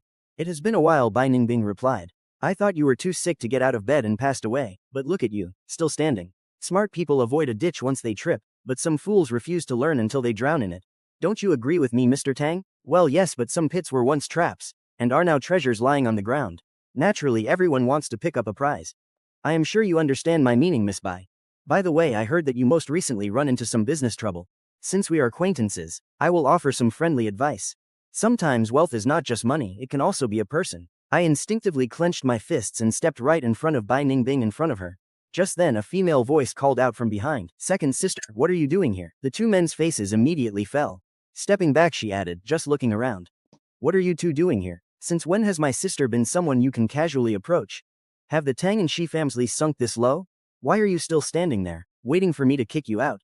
Do you think I am as soft-tempered as my second sister? The two men nodded and immediately spun on their heels to leave. Their female companions curiously tried to look back at Xiao Rongyu but were harshly scolded. Second sister, honestly, why did you bring him? Even if you did, you should have warned me first. Those two idiots actually dared to act tough in front of you. You are way too nice. It is fine. Just some minor clowns, she replied. But what about you? I rarely see you here. Why did you show up today? I was worried you would run into some blind idiots. I had a tough time getting my manager to cancel my schedule for this. Thank goodness I came, or who knows what those two fools would have said to you. Xiao Rongyu turned to look at me, sizing me up critically from head to toe. Given my second sister's current situation, you will not get any money out of her. Stop acting. Just pack up and leave. I smiled awkwardly and remained silent. Don't talk nonsense. We are not divorced yet, Bai Ningbing corrected. Let's sit over there. Fine. I will go with you. With Xiao Rongyu sitting beside us, thankfully no one else dared to approach us. With any status, knew Xiao Rongyu was not to be messed with. I thought I would face many awkward moments tonight, but after several sitting for a bit, Bai Ningbing wanted to leave. Xiao Rongyu tried to invite her somewhere but she declined. After refusing, we headed back together. Sitting in the car, I watched Bai Ningbing drive. I hesitated for a full 3 minutes, before gathering the courage to ask, did you achieve your goal for the banquet today? I suppose so. I sold those watches and clothes earlier, right? Now I have a small sum of money. Since our assets are sorted and we have no debt, I thought why not buy a small apartment? We can make a down payment, and later I can pay off the rest with my writing royalties. We can keep 6 months of living expenses for emergencies. Use the rest for your business. Bai Ningbing was taken aback, staring through the mirror. No rush, but why not? Property prices change every day. If we do not buy soon, we will lose money. Renting is not a long-term solution. If you mind, we can register it under your name. Having a house ensures we will always have a place to settle down. Okay, I will think about it, she replied. Back home that night, I returned to my room to keep writing, while Bai Ningbing received a phone call. Second sister, I found what you wanted. I sent an encrypted file to your email files. I have not shared this with anyone. Take a look. Bai Ningbing's laptop screen showed her email inbox. She let out a soft sigh, her fingers casually tapping the desk in a rhythmic pattern, her brows furrowing slightly. After a long silence, she picked up her phone and dialed a number. Hello, Master Wang. I wanted to ask, is it possible in this world for someone, without having split personality or schizophrenia, to suddenly act like they turned into a completely different person? Like even their habits and core values have totally shifted. Hanging up after a few minutes, Bai Ningbing leaned back in her seat. A smile suddenly curled on her expressionless face. A soul taking over a body? The next morning, Bai Ningbing slowly finished her steamed roll. Suddenly, she looked up, seemingly curious. What kind of stories do you usually write? My hands paused, still holding my bun. My writing? I write pretty much all kinds of genres, I guess. I do not limit myself. I like writing everything, but my favorite is transmigration fiction. I love imaginative portal fantasy. Does transmigration actually exist? Probably. I think it is real. No one can say for sure what this world really is can say for sure. Sometimes we think we live in reality, but maybe it is just a world constructed in some author's book. Who knows? Since we cannot even confirm that, how can we claim transmigration does not exist? Constructed world. Of course, in someone else's story, maybe we are just some nameless extra, or even the original host. So if you transmigrated, what was your past life like? I was probably a very happy person. Loving parents, and an only child with loving parents. Being an only child, doing whatever I wanted. My parents passed away suddenly, but I studied what I loved, never lacked food or money, and lived quite well. If I transmigrated, the cause of death was probably getting stabbed by a thug while trying to save someone. A really unlucky way to die. That is indeed very unlucky. So think twice. Even with good intentions, act within your limits. Right, absolutely. That is so incredibly important, is incredibly important. We did not bring up the topic again. After breakfast, Bai Ningbing went out, and I stayed in my room writing. Since she was not coming back for lunch, I happily ordered takeout, ate, and quickly cleaned up to throw out the trash. In the afternoon, I shipped out the items I had sold, then went out to buy groceries. Walking through the supermarket, I realized my life now was not very different from my past life. Just then an older lady spoke to me. Hey, aren't you that young man who was harassed by that awful woman last time? Out buying groceries too? Oh, it is you. Yes, I am getting some ingredients for dinner. Great, great. Young people who can cook are rare nowadays. Your wife is so lucky to have married you. No, she is busy with work all day, so I do more housework. Meeting her is my true blessing. As long as people are grateful, life will not be bad. Young man, it is rare for someone so young to think like this. If your wife is just as grateful as you, your future together will only get better. I smiled, turning back to select a couple of suitable cauliflowers, and was about to check the tomatoes when Bai Ningbing suddenly appeared. Why are you here? Got back early and decided to grab some happened to see you. I am fine, only 4 items. Not heavy. It is fine, go ahead and get your things. Those tomatoes look good. I want to make sweet and sour ribs. Bai Ningbing quite liked sour food. We bought various ingredients, plenty of snacks, some A4 paper, and then went to check out together. Oh, young man, we meet again. This gorgeous lady must be your wife, right? Yes, indeed, this is my wife, I smiled proudly. My goodness, I have never seen such a stunningly beautiful young lady in my life. She looks better than a movie star. No wonder you won't get a divorce. The girl who pestered you before doesn't compare to your wife. Zero class and looks. I don't know how she had the nerve to show her face, I gasped, my heart jumping into my throat. As Bai Ningbing shot me a knowing look, I offered an awkward smile. Comparing them is crazy, I'd never deal with her again. She's up to no good, but I'm not that naive anymore. The cashier swiped my card and handed it back. Here is your card, sir. I thanked her, said goodbye, and hurried out with Bai Ningbing. Once outside, I cleared my throat. So, you probably know I had an ex named Pei Ruyan. Back in college, I was naive and fell for a toxic girl like her, but I completely cut ties after we married. The other day, she cornered me right outside the store. I knew she was trouble, so I shut her down instantly when she tried to drag me away. That cashier was one of the locals who helped chew her out. I heard she's incredibly petty, she noted. Oh, absolutely. She used to put on this massive elite act. Back then, I actually fell for it and thought she was an amazing senior. I even felt insecure around her. Turns out she was just using me while crushing on my classmate. It still makes me boil. I loathe players. I'm keeping my distance. Just stay away from her, she said. Definitely, she's a waste of breath. Back home, I started cooking. Bai Ningbing walked in and asked if I needed help. I jumped, waving my hands. I've got this. You're busy, go do your work and I'll call you when it's ready. She nodded and left. I finished cooking in my apron, set the table and knocked on her door. Bai Ningbing clicked her mouse, closed her screen and came to the table. We usually eat in silence, and I rarely initiate chat, but today she spoke up first. Someone's installing a dishwasher tomorrow. My hand froze. You bought one? I thought I was choosing it. You said you have decision anxiety. I chose for you. Just use it. I sighed. I'll make sure to stay home tomorrow then. Just as we went back to eating, my phone rang. I answered, puzzled why Bai Ningbing wanted me to meet Song Jinyan. Xiao Yu, don't shut the world out just because things got rough. Not everyone is waiting to mock you. Even if I can't solve your problems, we can still talk. You've bottled this up for too long. Why keep suffering alone? He always acted like a wise older brother to my past self, which is why I used to obey him blindly. Because of that history, he probably thought my coldness was just me acting proud. Fine, since you insist, let's meet. Seeing Bai Ningbing nod, I locked in the appointment. He sounded thrilled on the other end, and we hung up shortly after. Why did you want me to see him? I asked. Bai Ningbing set down her chopsticks. He never acts without a motive. Initially, he used you to dig up intel on me. Now that you're supposedly useless, he's back. He must have found a new way to exploit you. If you refuse, he'll just try another scheme. I got it instantly. If we can't avoid him, we might as well control the meeting. Bai Ningbing added, always keep some leverage in your hands. It's better than having zero control. Knowing he's dirty lets you prepare, rather than getting stabbed in the back. I nodded. The logic made sense even if it was overwhelming. My old life never required this much plotting. I still hadn't adjusted to this high-stakes world, but was this normally quiet lady actually giving me a survival lesson? She picked up her chopsticks and ate gracefully. She didn't seem bothered by the plots against her and, make no mistake, they were targeting her. Personally, I had no value to exploit. The only real prize here was my wealthy wife Bai Ningbing. Her sole instruction for my meeting with Song Jinyan was to play dumb, avoid secrets and report back. I committed it to memory. He'd invited me to a luxury cafe downtown. I looked it up online. The cheapest drink was over $30. Talk about fancy. When the day came, I dressed to impress. Even if he mocked me later, at least I wouldn't look like a slob. Still, I never expected his very first words to be a jab. Xiao Yu, I know you're hurting. You've always been proud, but why pretend around me? I won't judge you. If I didn't know his true colors, I'd almost believe him. He put on a masterclass in fake concern. You're hilarious, young Master Song, I replied. No matter how tight cash gets, a man can't slack on his style. With my looks, going unstyled is a crime against nature. We're only young once. Leaving this face unpolished would be disrespecting the universe's hard work. Since he handed me the weapon, I wasn't about to play nice.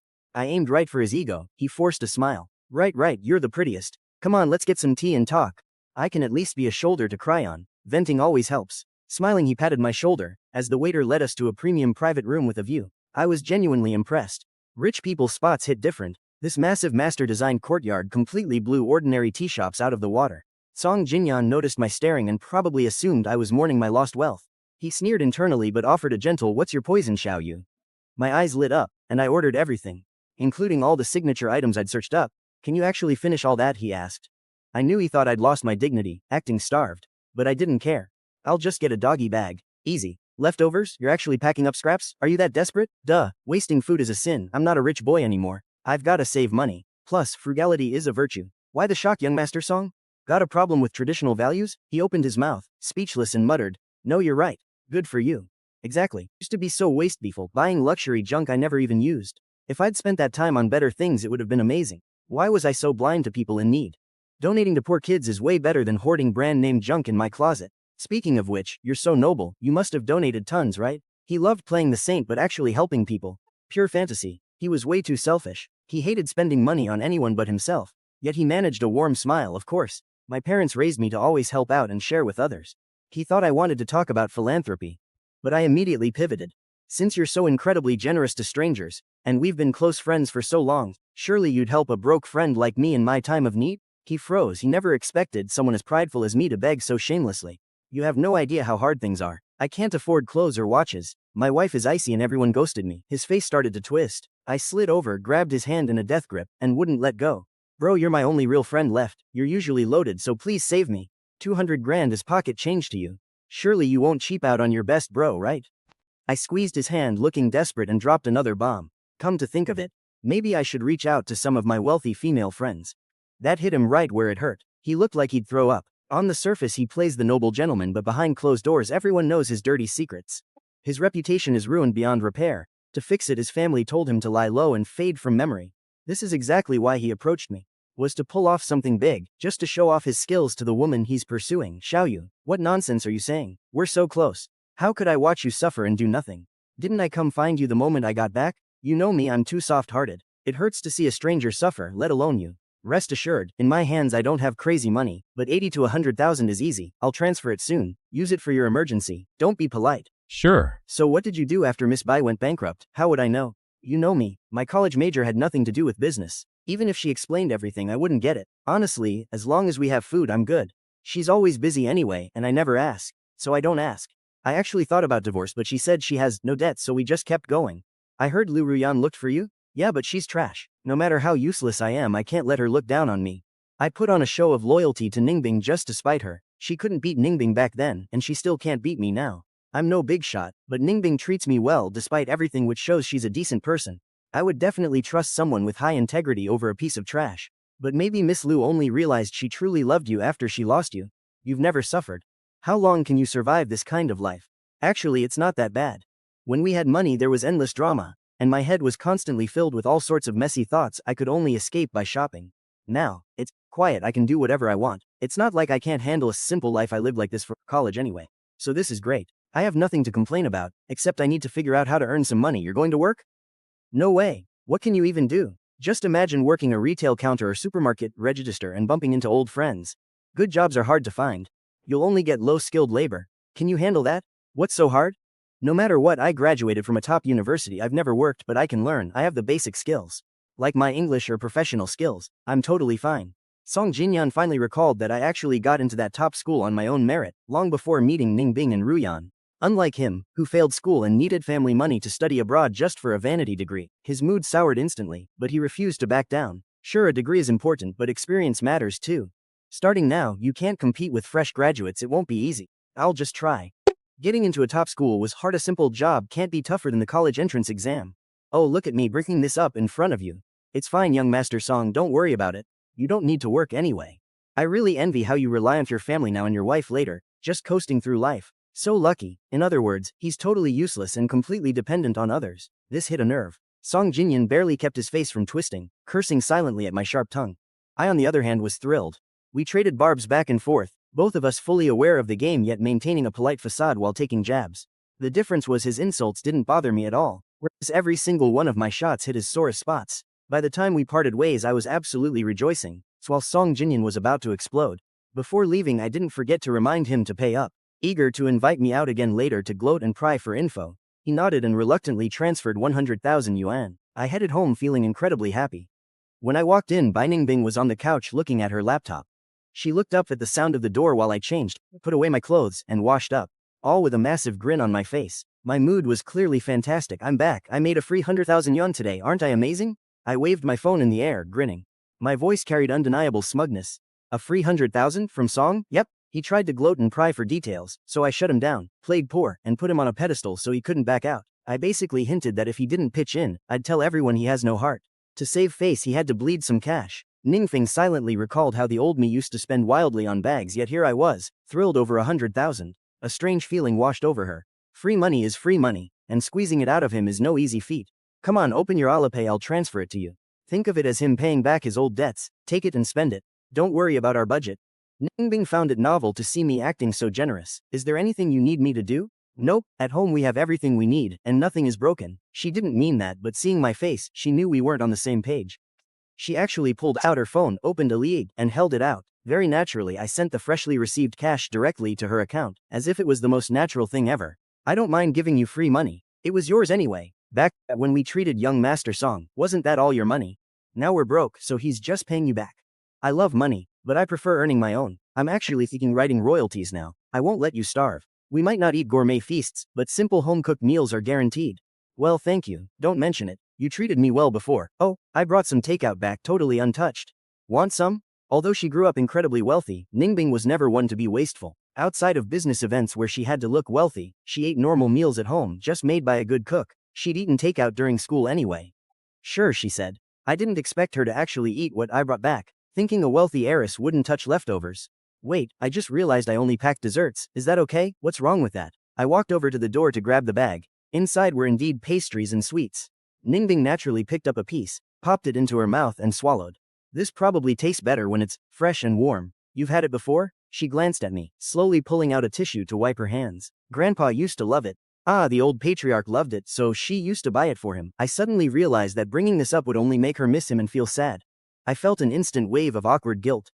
No need to apologize. The past has nothing to do with the present. Well, what do you want for dinner? I'll make it. I still felt terrible. She had taken such good care of the old me, and never made my life hard after my rebirth. Poking at her wounds while her business was struggling was just cruel of me. Anything is fine. I actually have some errands to run soon. I'll be back quite late. Sure, go ahead. I'll wait up for dinner. She glanced at me, seemingly wanting to tell me not to wait, but seeing my guilty look she held back and simply said, okay. Once she left, I cleaned the house, wrote for a bit, and then bought some groceries. Around 8 the door opened. Looking up from my laptop I saw Ningbing walk in. Saving my document I said, you're back. The food should still be warm. Are you hungry? She took off her coat and hung it up. The chill she brought from outside melted away in the cozy room. Glancing over she saw dishes neatly laid out on the table all covered up. She changed her shoes and walked in. You waited all this time? You must be starving. I'll just wash my hands.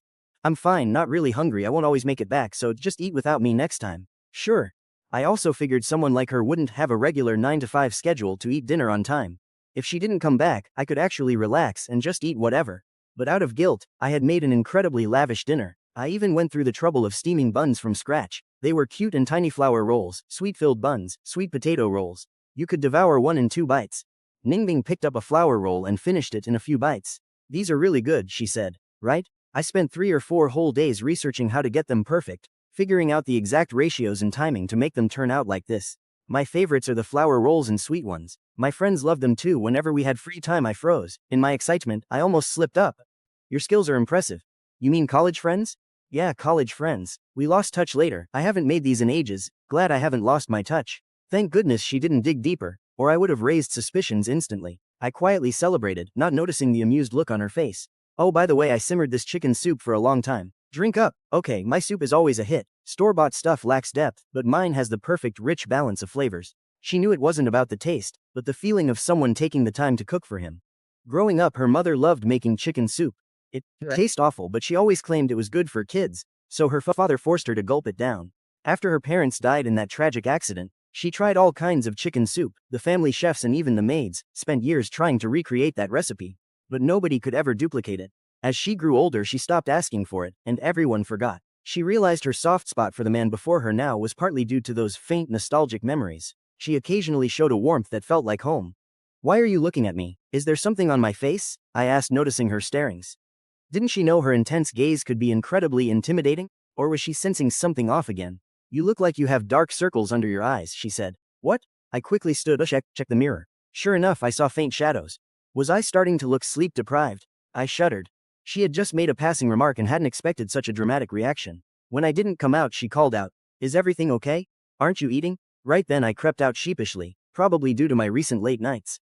Writing these novels is keeping you up, but don't worry, you still look incredibly handsome. Hearing her praise me so out of the blue made my cheeks burn with embarrassment. After we finished eating, I got up to clear the table, but she stopped me. I'll get it today. No, I've got it, I insisted, taking the dishes from her hands and rushing to the kitchen. She chuckled softly and let me have my way. But as I passed the living room, she noticed my laptop open on the coffee table. On a whim, she strolled over to see what I was writing. When I finished in the kitchen and walked out, I froze in absolute shock. She was sitting gracefully on the sofa, propping up her chin, reading my draft with intense focus. Don't read that. I practically lunged forward, terrified she'd find it bizarre. Why not? She asked. It's just trash, I mumbled. All right, I won't then, she agreed. As I secretly wondered if I had been too dramatic, she paused at her bedroom door. Honestly, she remarked, the female lead constantly abandoning her company for the male lead feels unrealistic. If she is indeed the president of a major firm, she wouldn't have that much free time. With that, she went into her bedroom and closed the door, leaving me sitting where she had just been, totally speechless. Miss Bai had read at least 2 chapters, and the absolute worst ones too. Having my writing roasted didn't even make me mad. I just wanted to explain to her that this was a romance novel where fantasy trumps reality. If I wrote a realistic corporate story, it would be full of boring details, and nobody would read it. But she didn't get web fiction, so I dropped it. A few mornings later, before she had even left after breakfast, a loud knock rattled the front door. Having just finished the dishes, I went to open it. Who is it? I wondered. No one answered, just more knocking. Peering through the peephole, I saw 2 young women outside. Both were exceptionally stylish and stunning, looking like actual movie stars. They definitely didn't look like ordinary people. My heart sank. Turning around, I quickly knocked on her bedroom door. Someone's at the door, I think they're here for you. She let go of her mouse and came out, immediately noticing the anxiety written all over my face. Could you check? I don't recognize them at all. What I didn't confess was my fear that they were troublemakers. My mind raced, panicking over what to do if things turned ugly. Outside, the knocking abruptly stopped. Song Qianwan turned to Wu Wanning. Are you sure this is the place? Why isn't anyone answering? Did she go out? I thought she hadn't divorced that goo guy yet. Is he gone too? How should I know? Wu Wanning grumbled. I told you we shouldn't have come. She's busy and it's not like you're injured. She's in no rush to see you. But I need to see her. It's been a whole year and she's had so much bad luck lately. How can I rest easy without seeing her myself? She pouted, stubbornly pounding on the wood this time. Suddenly, the door swung open. What are you 2 doing here? Come in, she said. Second sister, I missed you so much. I'm finally back. Song Qianwan squealed, throwing her arms around Bai Ningbing before stepping back. It's good to have you back, Wu Wanning teased. Clearly only second sister matters to you. The rest of us are just afterthoughts. Come on in, Bai Ningbing urged.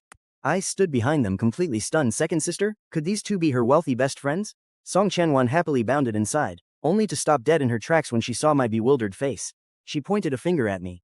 Wait, why is there a man here? Oh, you're Gu Xiaoyu. What are you doing here? Why wouldn't I be here? Second sister, you didn't divorce him and now you're living together? If we don't live here, should we sleep on the streets? Why are you always so loud? They aren't divorced, so of course they live together. Come sit down. Song Qianwan wanted to argue, but she couldn't bring herself to smile at me, so she just ignored my existence. She bypassed me to sit on the couch. Wu Wanning gave me a polite nod and followed. Since we had guests, I went to fetch some tea. Returning, I saw them sitting in a tense silence, the sisters staring intently at Bai Ningbing. The suffocating awkwardness made me want to vanish. I have some errands to run, so I'll leave you to chat, I announced. I won't be home for lunch. All right, she replied. I rushed to grab my coat, packed my things and bolted out the door. The moment I stepped outside and clicked the door shut, Song Chen stared at Bai Ningbing in absolute shock. Eating at home? She sputtered, her expression a mix of disbelief and horror. Second sister, did you just call this place home? Bai Ningbing paused, momentarily caught off guard, before quickly regaining her calm. We've been eating here lately, he's actually a decent cook. Are you serious, second sister? You're actually staying with him?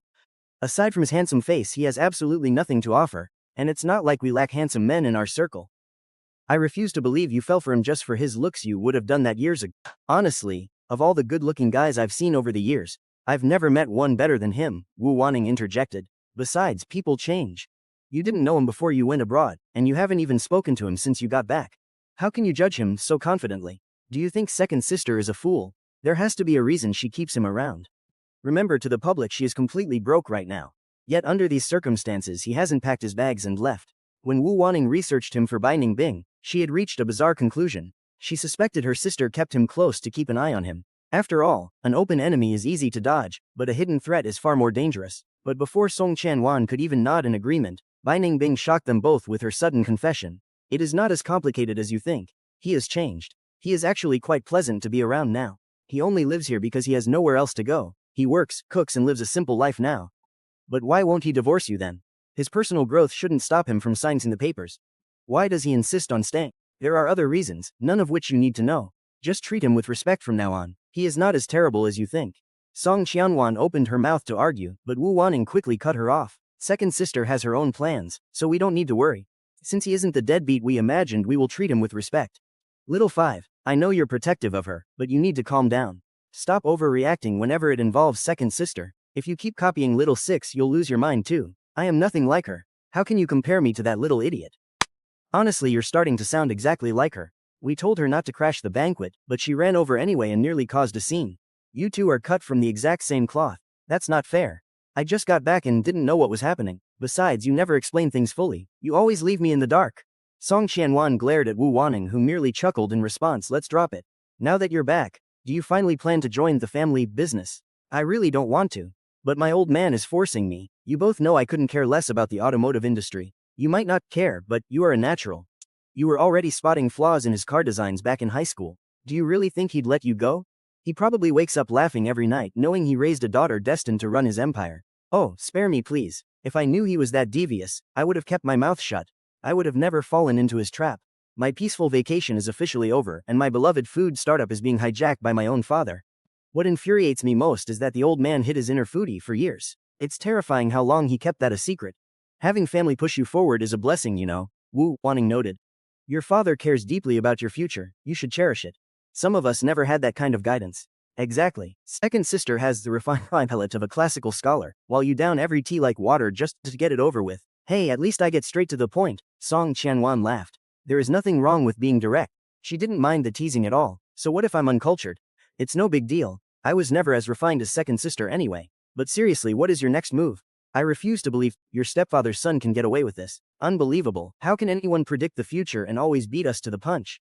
Second sister, are you sure there is no mole? Bai Ningbing's smile instantly faded. She murmured, I honestly don't know where the leak is.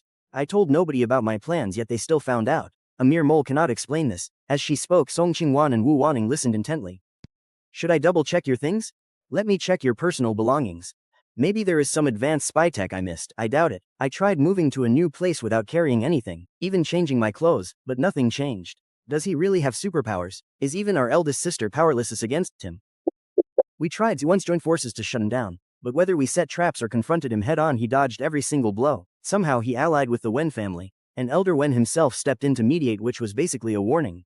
Elder Wen, no way. Didn't he retire years ago? And stop meddling in these petty deeds. This G guy is absolutely disgusting. If he wants to fight, why bring in outside backup? What does he think this is, a playground scuffle? Damn it, why would Elder Wen back him? I never knew the old man was so charitable. Word is his wife saved Elder Wen's life by chance and she really hit it off with him. But why target second sister? She has so many businesses. Even if he focuses entirely on construction, it shouldn't clash with her other industries. Watching her sister's grim faces, Bai Ningbing suddenly chuckled. Come on, things are much better now, don't worry. Since I am completely broke, I can find out if he is targeting me specifically, or if he is just trying to seize my assets for his own growth. Then second sister, do you plan to focus solely on tech? That sector requires massive investment and returns could take ages. Tech is the future. I wanted to restructure and upgrade anyway. Before I had to carry those parasites from the Bai family now. Without that burden I feel lighter. True, it is like shedding a massive weight. Still the financial hit was real. Once I take over our family business, I will help you take him down. I refuse to believe he can anticipate everything. Don't cause trouble. Just learning the ropes will take ages. By then, second sister will already be back on her feet. Just mind your own business. She is far more capable than you, and we always have her back anyway. We finally get a chance to rest, so why the rush? Second sister, how are you so calm? When has she ever panicked? Truth, I've never seen her stress out. Fine, call if you need me. They chatted a bit more, then went out. When I returned that afternoon, the house was empty. I sighed with relief. Her wealthy friends had intimidating auras and clearly detested me. I had claimed I had errands, but I just wanted an excuse to escape. With nowhere to go, I hit an internet cafe. A pretty gamer next to me kept staring, losing her matches repeatedly. Just as she was about to strike up a conversation, I switched computers. Unbelievably, the girl next to my new station also tried flirting, asking why I was writing there. I felt totally exhausted. Back home I finally relaxed. I changed, stretched, and collapsed onto the sofa. Deciding on a shower, I checked my phone. Bai Ningbing's message confirmed she would be back late. I dashed to the bathroom. After a refreshing hot shower, I dried my hair, brewed some lemon tea, grabbed my snacks and curled up on the couch. Deciding to put off writing, I opened my laptop. I put on a movie I had been meaning to watch and settled in. I happily munched on snacks and sipped my tea. Honestly, nothing beats having zero responsibilities after a hot shower. Just eating snacks and watching movies. Since arriving in this world, this was my first taste of pure bliss. I was completely glued to the screen when, right as a door opened in the movie, a very real jarring creak echoed from my front door. It totally ruined the vibe. Suddenly Bai Ningbing's voice cut through the air. Did you skip lunch? I jumped, dropping my chips onto my lap. I looked up to see her frowning. She stood there, tall and elegant, head tilted, staring right at me. Or rather, she was staring at my empty hands, looking completely baffled.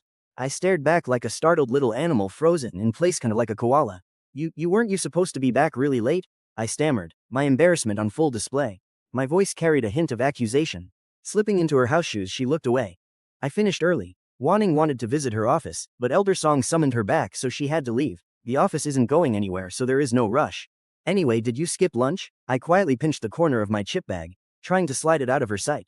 I smiled warmly. Oh, I ate, just relaxing with a movie and some snacks. I swept the bag under the table and slipped it into the trash. Apparently she never touched junk food. Eating snacks in front of her felt incredibly low class. That is junk food. Eat less of it, she warned. Right, of course, only once in a while. So, are you eating at home tonight? Her eyes softened for a brief second. Inside I groaned. I was planning to order takeout, but now I had to cook. My movie night was ruined. Life's emotional roller coasters always strike when you least expect it. Is something wrong? She asked, turning around with a glass of water. I realized I probably looked like a kicked puppy. Nothing. What would you like tonight? Anything is fine, you decide. I will make meatball soup then. I have leftover soy pulp from this morning. I planned on saving them, but since you are for back, let's eat tonight. Sounds good. Go on, I'll call you when it's ready. Once she went inside, I caught my reflection in the screen. I had been so busy hiding the snacks that I forgot to brush my hair. No wonder she was staring at me like that. I scrambled off the couch and dashed into the bathroom, frantically brushing my hair. I cursed myself. Why did I get so comfortable? Ever heard of Murphy's Law? Now I've completely embarrassed myself in front of her. Comparing my messy self to her flawless elegance makes me want to bang my head. I don't usually care about looks, but somehow standing next to her without looking immaculate instantly makes you feel like a total slob. I bet that is why she is so disliked. She always deals with powerful, wealthy people and rich heirs. They love looking down on regular folks, but her sheer class completely overshadows them. It must be frustrating. No wonder the original host never even dreamed of pursuing her. He simply lacked the courage. Now I have to cook for this gorgeous goddess. Muster up my brave face, ignore her charm and eat with her. But frying meatballs makes everything smell like grease. I focused on the sizzling oil, swiftly shaping the mixture and dropping them in. Soon the kitchen smelled amazing. An hour later, Bai Ningbing walked out. Smelling the delicious aroma, she followed the soft humming straight to the kitchen. There she saw me, looking completely focused and effortlessly shaping the food while happily singing to myself. I scooped out the golden crispy spheres one by one. Alright, one little cutie is done, who is next? You guys are going to taste incredible in this soup. I promise your sacrifice won't be in vain. Bai Ningbing had never seen anyone have so much fun cooking. Intrigued, she leaned against the doorframe, arms crossed, waiting to see what I'd do. I scooped out the last few, then turned to chop the vegetables, still talking to them. You veggies are gorgeous too. I will treat you right and make you float beautifully in the broth. Your life be in vain. I was lost in my own world, brainstorming plot ideas. When I spun around and saw her, startled, I stumbled back, slipped, and started falling. She quickly reached out to catch me, but I had already grabbed the sink to steady myself. Still, her hand landed on my waist, the warmth sending a sudden shiver down my spine. I gasped, "Why are you creeping around? You scared me to death. Do you need something?" "No, just getting water." I heard noise. "Oh, just humming, so cooking isn't totally boring. The meatballs are ready. Hey, do you want to try one?" Binding. I hesitated for less than a second. Oh wait, I forgot. Even though these taste amazing, they aren't exactly healthy. If you're not starving, maybe wait a bit. But Binding Bing didn't really get that. To her, they were just a bit oily, not actually for you. She stepped closer. "How do you eat them?" I froze, realizing she actually wanted to try one, and instinctively offered the chopsticks in my hand. She took them, glanced down, and realized they were already used. She froze. "What's wrong?" I asked. "Nothing," she said, handing them back. While I stood there totally confused, she simply reached out, pinched a meatball with her finger, and popped it into her mouth. I stared in utter shock. The rich young lady actually ate with her bare hands. Taking a bite of the steaming hot meatball, the rich bean and oil aroma filled her mouth. She gasped from the sudden heat. But it was clearly delicious. We were standing so close and she finished the whole thing right in front of me. She stepped back slightly, noticed me staring blankly out of the corner of her eye, and turned her head. "What?" she asked. Startled again, I took a step back. Luckily I didn't slip this time, but my back bumped straight into the wall. "Nothing. Are they good?" "I'm not bad," she replied. "If you are done, you should go. The kitchen is too smoky. The meatballs are done, and making the soup is easy. It should be ready soon. Go on, go on. I will call you when it's done." After struggling to finish the soup, my previous excitement was completely gone. She could clearly sense my gloomy mood. Feeling a bit down, I scooped her a bowl packed with ingredients, while pouring myself a watery broth. "Didn't you fry a lot of meatballs?" she asked. "Why didn't you make more? Is that not enough for you?" I looked at her overflowing bowl. Based on her usual appetite, it should have been plenty. Was she starving today? She pointed a slender finger at my bowl. "Look at yours." "Oh, I smelled too much cooking oil, so I'm not hungry." I would never admit I weighed myself before dinner, and gained 2 pounds. She didn't say anything, but as I ate, I kept staring blankly at her bowl, my eyes screaming how much I wanted to eat. Connecting that with my habit of weighing myself before meals, she suddenly realized what was happening. "You ate too many snacks today." It wasn't a question but a flat statement. It felt like a knife straight to my chest. "No, I didn't." She didn't reply, just giving me a knowing look. "Fine, I had some snacks, but I only had a bowl of jelly, a box of cookies, a small bag of popcorn, and half a bag of chips." Saying it out loud, it did sound like a lot, but surely all that junk food didn't weigh 2 pounds. Snacks are full of additives. You should eat less of them. If you want real food, we can go out. I'll figure out the money. I never expected her to say that. My rising anger vanished instantly. Her expression remained completely calm, but her concern was genuine. The young heiress was actually a really good person, and she was only looking out for me. "I get it. I'll try to cut back on snacks." She didn't press further, and I quietly finished my meal. After washing the dishes, I sat down for my daily writing session. To my surprise, she didn't ignore me this time. Instead, she came out of her bedroom and sat right next to me. "I spoke to my friends today. They won't treat you like that anymore. Their past misunderstandings about you have been cleared up. If they visit again, you don't need to leave the apartment." "You mean your best friends?" She nodded. "It's fine, really. It doesn't matter whether they misunderstand me or not. They are your friends, not mine, so I honestly don't mind. Besides, it makes sense they don't like me. I'm clearly not in their league. As long as we stay out of each other's way, we are fine. When they visit, me being away makes things easier anyway. Plus, I actually had things to do today." "Alright. Are you going to keep writing your novel?" "Yeah." "Are you done with your movie?" "Almost. I'll watch the rest later. If you don't want me to hear, you can get headphones." I pulled my hand back from my mug and gave a stiff laugh. "Why would I care if you know? Just because you're incredibly smart and highly educated, you think you're a big deal?" She didn't argue, but picked up my mug and handed it to me. "If you want to write a good story, just watching movies isn't enough. You have to lies them. I don't mind the noise, so you can watch whatever." "Got it." She got up and headed back to her room. I took a sip and set my mug down. I still didn't resume the movie. If I didn't write, how was I going to make money? Over the next few days, she continued to leave early and return late. Our daily routine shifted to just eating breakfast and dinner together, then doing our own thing. One afternoon, she came home early. I was busy writing, so I didn't even look up when the door opened. "You're back," I said out of habit. Suddenly, a familiar child's voice piped up, filled with pure shock and disgust. "Why is he still here? Aren't you guys divorced yet?" It was her cousin's son. Her cousin and his wife had passed away in an accident. Since they were closest to her, she had adopted the boy after their deaths. The little guy's name was Baitsa. He was 8 years old and absolutely despised my body's original owner. Honestly, it wasn't entirely his fault. The guy before me never liked kids and had never given him a single smile since the boy entered his life. Even worse, during one school break, the kid was starving while the chef was out sick. He begged for food, but the original owner was too busy meeting up with fake friends. Without looking, he ordered extremely spicy food the kid couldn't eat, making the poor boy sick for days. Because of that, she cut off a huge chunk of his allowance, making them hate each other even more. That went on until I transmigrated here. Personally, I like kids, but young Baitsa definitely didn't like me. His attitude just now made that crystal clear. We are not divorced, so it's completely normal for him to be here, she said. In fact, you'll be living with him from now on. He holds your food supply. What? Auntie, you're kidding, right? Before, whenever he showed his dislike for me in front of her, she never corrected him. As long as he didn't cross the line, she stayed out of it. Why was this time different? Auntie, is what they said actually true? Did you really go bankrupt and lose all your money? Is that why you have to put up with this man? I kept quiet, highly curious about how she would respond. She calmly flicked the little boy's forehead. Watch your tongue, kid. Just because you're a child doesn't mean you can say whatever you want. I am indeed bankrupt and broke, so you have no choice. He stared at her with wide eyes and a gaping mouth for 3 seconds, then shook his head wildly. No way. My dad always said you're the smartest person ever. How could someone so amazing go bankrupt? Your business was absolutely massive. How could it vanish overnight? Oh my god, I'm not even grown up yet. How am I supposed to support the family? I'm still a baby. Am I really supposed to carry the weight of this family? What can I even do? I'm only in 3rd grade. Hey, how about you let me be a child model? I've practiced runway walks and I'm super handsome. Surely someone would hire me. Not a chance, she replied. You have zero background now. How do you think those other kids get modeling gigs? It's not just about looks, it's about family status. And right now you have none. You are lying, auntie. You must know so many people. You helped so many of them before, why can't they help you back? Then you need to learn a lesson. It's easy to celebrate success, but hard to find help in a crisis. When you help others, never expect them to return the favor. You're lucky if they don't kick you while you're down. He followed her into the bathroom, his voice echoing out. So what do we do? Do we have to live here forever? No more delicious food? No more beautiful clothes? The kids at school told me I'd probably have to transfer soon. Is that true? Yes, from now on you'll live here with me during school breaks. The food and clothes you used to have are gone. As for transferring, that won't happen. Do you want to transfer? She asked. Yes, my classmates are all laughing at me. They think I don't know, but I hear everything. Well, you aren't transferring. I've already paid your tuition for another semester. She led the boy back to the living room and sat on the couch. I couldn't pretend to be writing anymore. I quietly grabbed some oranges and placed them on the table in front of them. We don't have other fruit, so these will have to do. But they're all saying, I'm annoying. When you lack strength, being talked about or laughed at is completely normal, she said.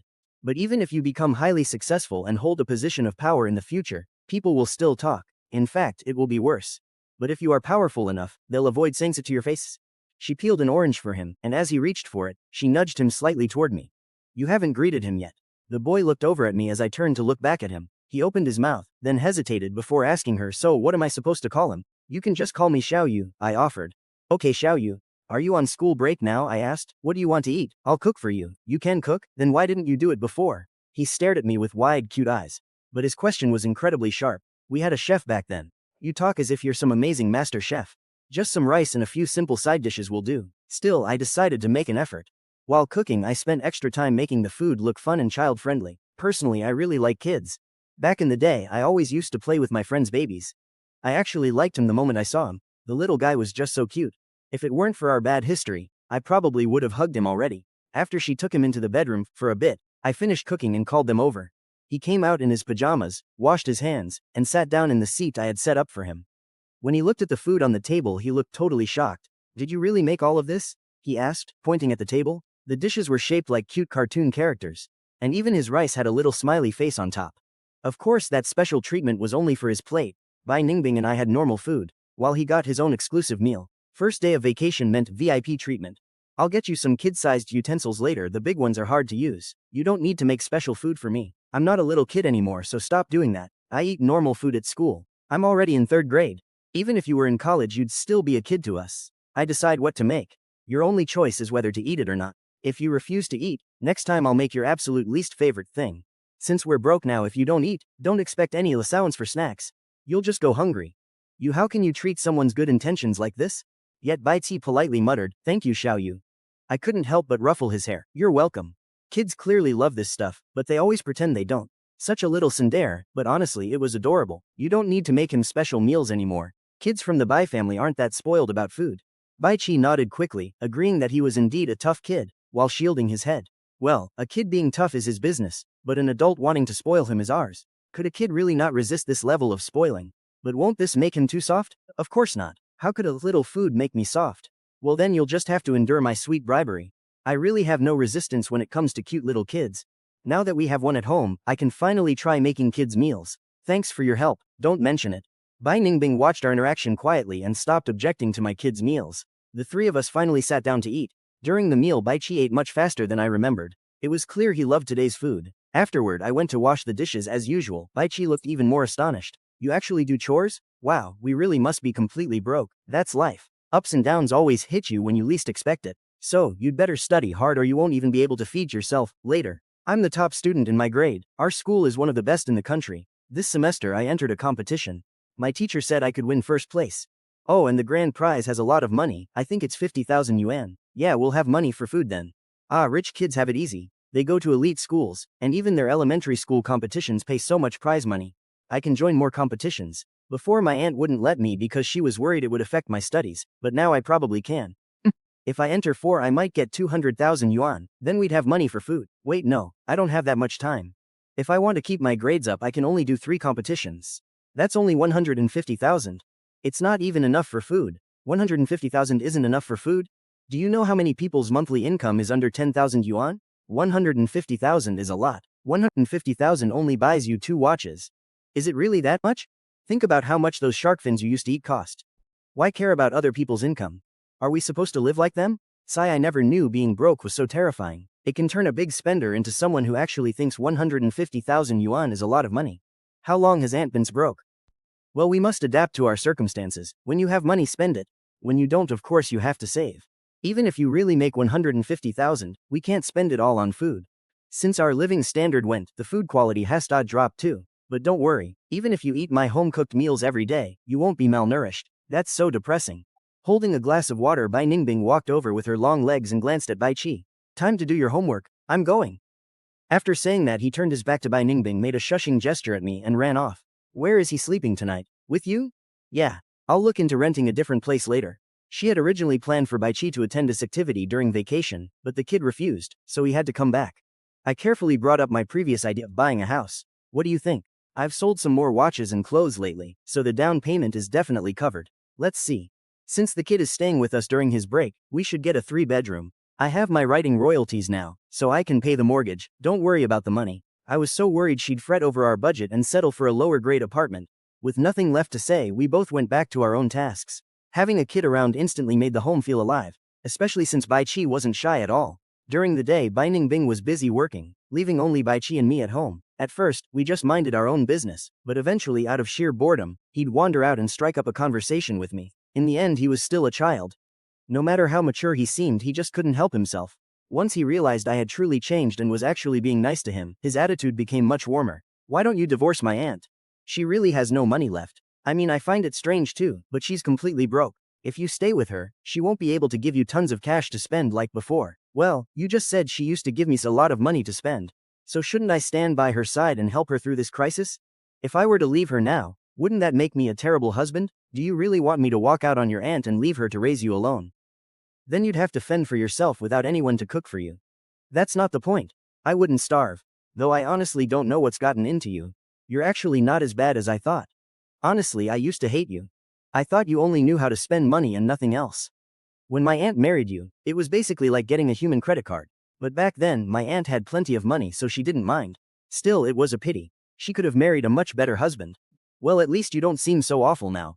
Before my parents passed away, they told me that when you look at a person, you shouldn't just judge by appearances. You have to look at their character and heart. You might not be very talented, but you don't run away from trouble. Your character is decent enough. I couldn't help but ruffle his hair. You're just a kid, yet you worry about so much. None of this is your concern. All you need to do is study and have fun every day. You don't need to worry about my studies. I told you I'm always first place. Don't compare me to the other kids you've seen. I'm actually a member of a high IQ club. I pulled back the tangerine I was about to hand him, popped a segment into my mouth and chewed as I watched him. Well, did I ever tell you that I also graduated from a top university? Your school was okay, I guess. It is a key national university. There was a reason why I married your aunt and acted like a mindless spender. But now I've come to my senses and returned to normal, get it? I held out the tangerine to him again, but just as he reached for it, I yanked it back, leaving him grabbing air. Are you going to give it to me or not? Pouting, he glared at me. Smiling, I finally handed it over. Here. How about wontons? For lunch? Make extra. You get. I'll make sure you're well fed, young master. I saved my file and stood up to cook. Bai Chi watched me head to the kitchen with a full of a warmth he probably didn't even recognize, a deep sense of belonging. Ever since his parents passed away, he hadn't experienced a home life so full of warmth and laughter. Before in Beining's villa, he wanted for nothing, and she treated him well, but it never felt like a real home. His heart had never truly felt at peace. Now I cared for him every day in a completely natural way. When we chatted, it was as if he were talking to his own close family where he could say absolutely anything. Once again, he felt like he had a real home.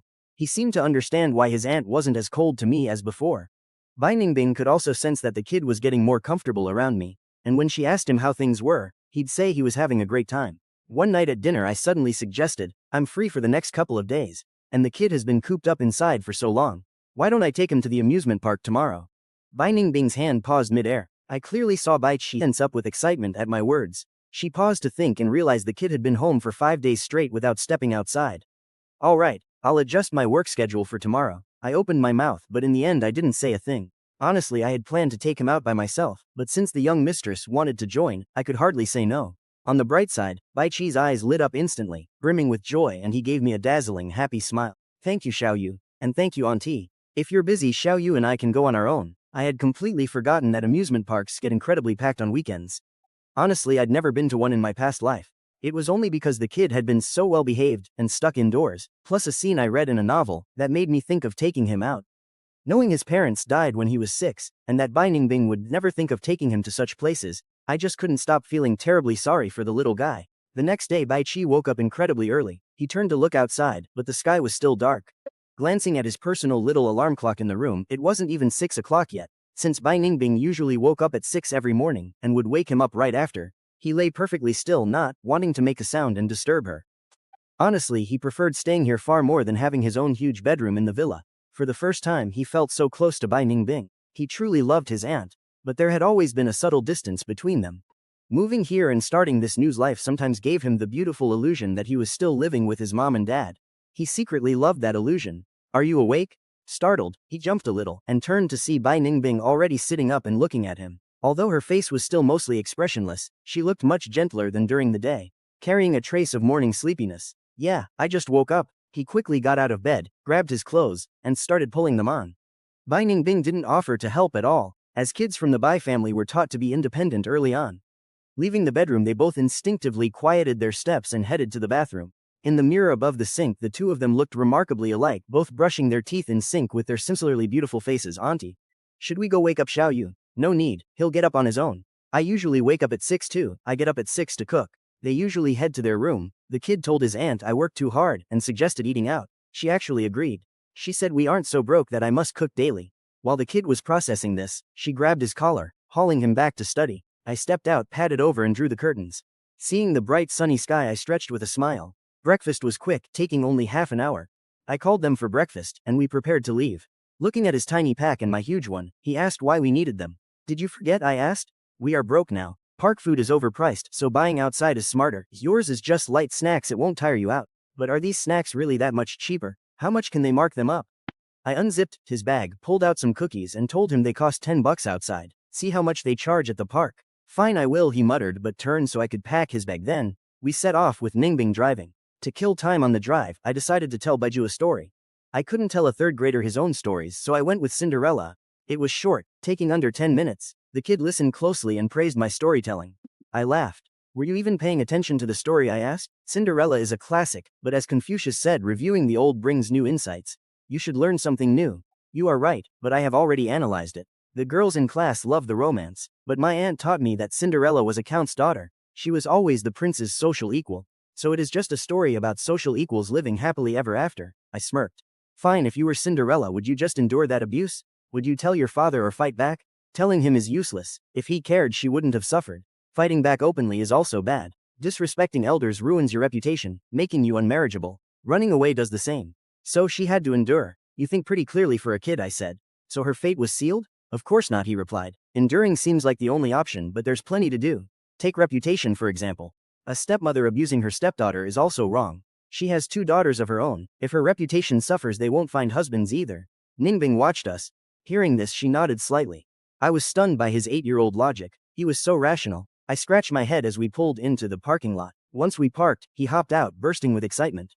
I quickly grabbed his hand, warning him that the park was packed and he was target level cute. Kidnappers love cute kids. Hold our hands and stay close. Scream if anything goes wrong. Don't worry, I'm not dumb, he smiled. I'll stick close. He added that fighting back against adults is useless, so he wouldn't wander. I felt relieved. We reached the gate where I had pre-booked our tickets. We skipped the long ticket lines and walked right in. The park was bustling. Honestly, both Ningbing and I naturally turned heads wherever we went. We drew stares instantly. Some people wanted to flirt, but backed off when they saw the kid holding our hands. Look at that young family, someone whispered. They look stunning. I thought they were celebrities. Too bad they are already taken, or I would have totally gone over to hit on them. Do all handsome guys only date gorgeous women? Is that why I can't find one? That hurts. Why are you guys even focusing on that? I just think that little boy is adorable and polite. I wish I had a son like that. Wake up, girl. You and your husband aren't exactly models. Hearing them gossip made me laugh. Too bad he isn't mine. Xiao Yu, what should we ride first? The kid asked. Whatever you want, I replied. I suggested the roller coaster or bumper cars. Having never been to a theme park, my options were limited. He eyed the coaster tracks and chose that. Perfect. Roller coaster first, then bumper cars. The line was packed with families and couples. I immediately went to queue up for us. I waved them over to rest while I queued. The crowd stared. A nearby woman whispered enviously to her boyfriend about how sweet I was. She wished her boyfriend would do that. He scoffed, pointing out how beautiful she was. And that her designer outfit cost a fortune. He claimed she wore thousands of dollars in designer brands. If he had my looks, he said he wouldn't serve a woman. He blurted it out. His girlfriend kicked his leg, demanding he repeat it. He quickly backtracked, claiming it was just a joke and praising her character. Hearing them, the kid tugged Ningbing's sleeve. Is it bad to make Xiao Yu queue? She replied, aren't we equal? We will take turns next. He relaxed, realizing she wasn't just exploiting me. He used to dislike me, but he had changed. He actually cared about how I was treated now. Seeing how nice I am now, he felt bad when she bossed me around. Nearby women kept gossiping about random things. The kid ignored them. He pulled Ningbing to sit down, relieved. Since we were sharing the effort, he felt better. Soon we boarded the ride. Naturally, he sat in the middle. People still stared at us, making me self-conscious. Yet looking over, Miss Bai sat there like she was in her office, perfectly poised. She was unaffected. The kid also ignored the crowd, checking his harness and reminding me to make sure my seatbelt was buckled tight. He told me to stay safe. I checked and smiled, all good. Miss Bai sat calmly beside us, and I wondered how she would react. Would she scream like everyone else, or remain completely unfazed on this intense ride? I decided to watch her closely from the very start. I kept watching her. We climbed slowly up the track.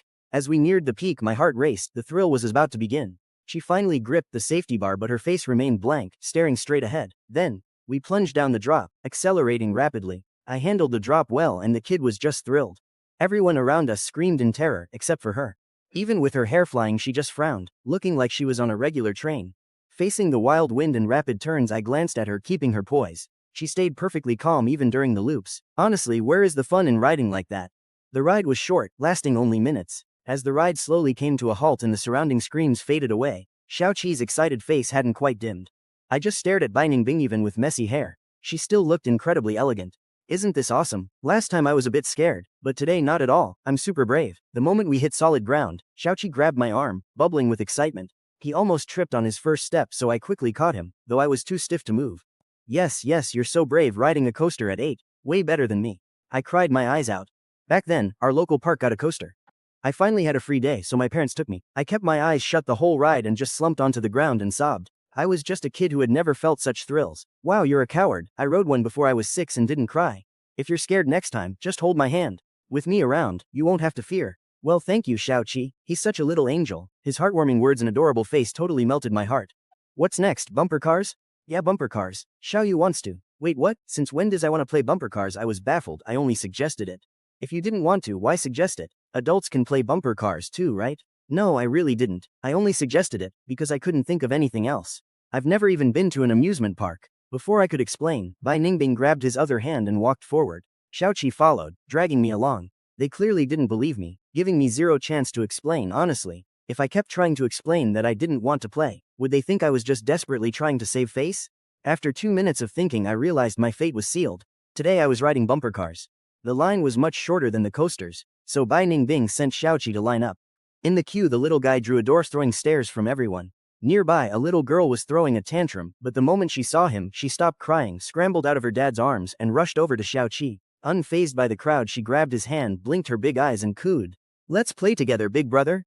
She looked about 5 years old, barely reaching his shoulder. Be good, don't cry. Aren't we all here to ride? Of course we can play together, there are plenty of cars. Yay, let's play. Forget mommy, I want to play with you. I like you. Okay, daddy will queue for you. I watched as she held his hand, babbling non-stop. Xiaoqi kept a sweet comforting smile, nodding along and replying politely to her. The two chatted happily, knowing how to charm girls at this age. What will he be like when he grows up?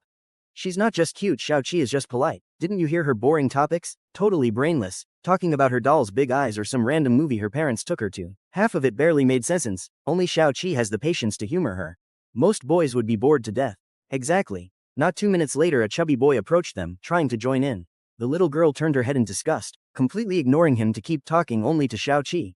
Xiaoqi just nodded to the kid and kept focusing on the girl, showing zero intention of inviting him in. Feeling unwanted, the boy slunk to his parents. Okay, he was definitely playing favorites. When our turn came, Xiaoqi sent her back to her parents, then immediately dragged me and Bai Ningbing to register, and hopped in. Judging by his driving, he had no plans of waiting for her at all. The whole point of bumper cars is slamming into each other. My driving is average, but there was nothing to fear here, crashing is the goal. Xiaoqi kept bumping into other cars, and when people saw how gorgeous Bai Ningbing was, they tried to crash into her just to start a chat, but she drove like a stunt pro, dodging every car perfectly and giving them zero chance. I watched in absolute awe. Sensing their targeted attacks, she kept weaving through them. Those who tried to hit her couldn't even graze her bumper. Instead, she sent those guys spinning wild, so they targeted me and Xiaoqi instead. Luckily she baited them away. When our time was finally up, I parked and scrambled out of my car without a single regret. I am never riding those things again. Xiaoqi was also fuming. He grabbed my arm the second he got out and complained, "Those people are so rude. We don't even know them, and they just kept ramming into us. It's one thing to bump, but they hit so hard my head hurts. I wanted to rescue you, but they knocked me completely off course. Then a bunch of kids rushed me, pushing me all over the place. I'm so mad. Oh come on, it's just because you're adorable. Like that little girl, they just wanted to play with you. The other kids definitely liked you too, which is why they hit your car.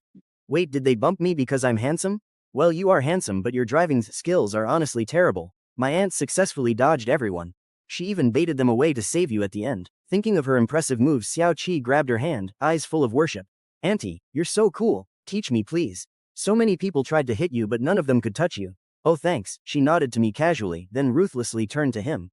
"You're too young and too short to even reach the pedals properly. Just eat more and grow first. In this life, there are some things you can't control, like your height." Xiaoqi slumped instantly.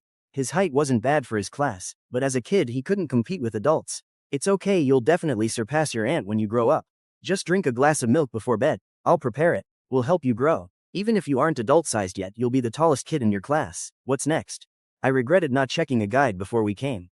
While I was thinking, a little boy ran past, dragging his parents and bouncing excitedly. "The pirate ship, let's go there." I immediately turned to Xiaoqi.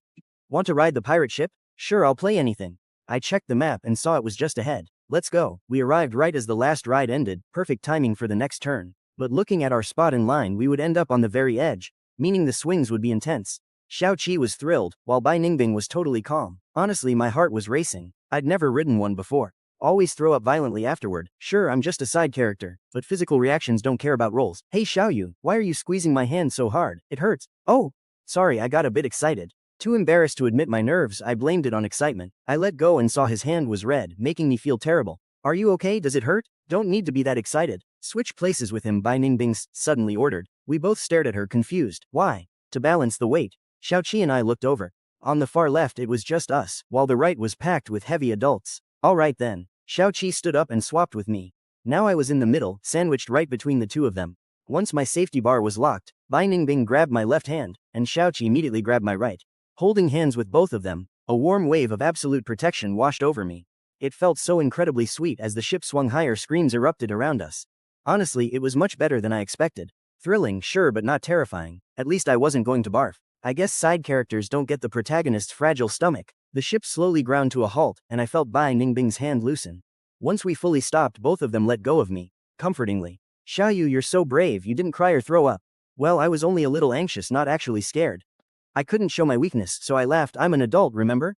And you did great too, buddy, but even some adults are total cowards." "Look over there," Xiaoqi said, pointing to a woman clutching a trash can, vomiting her guts out. "See, she's a mess." I looked over. Surprisingly, she was gorgeous.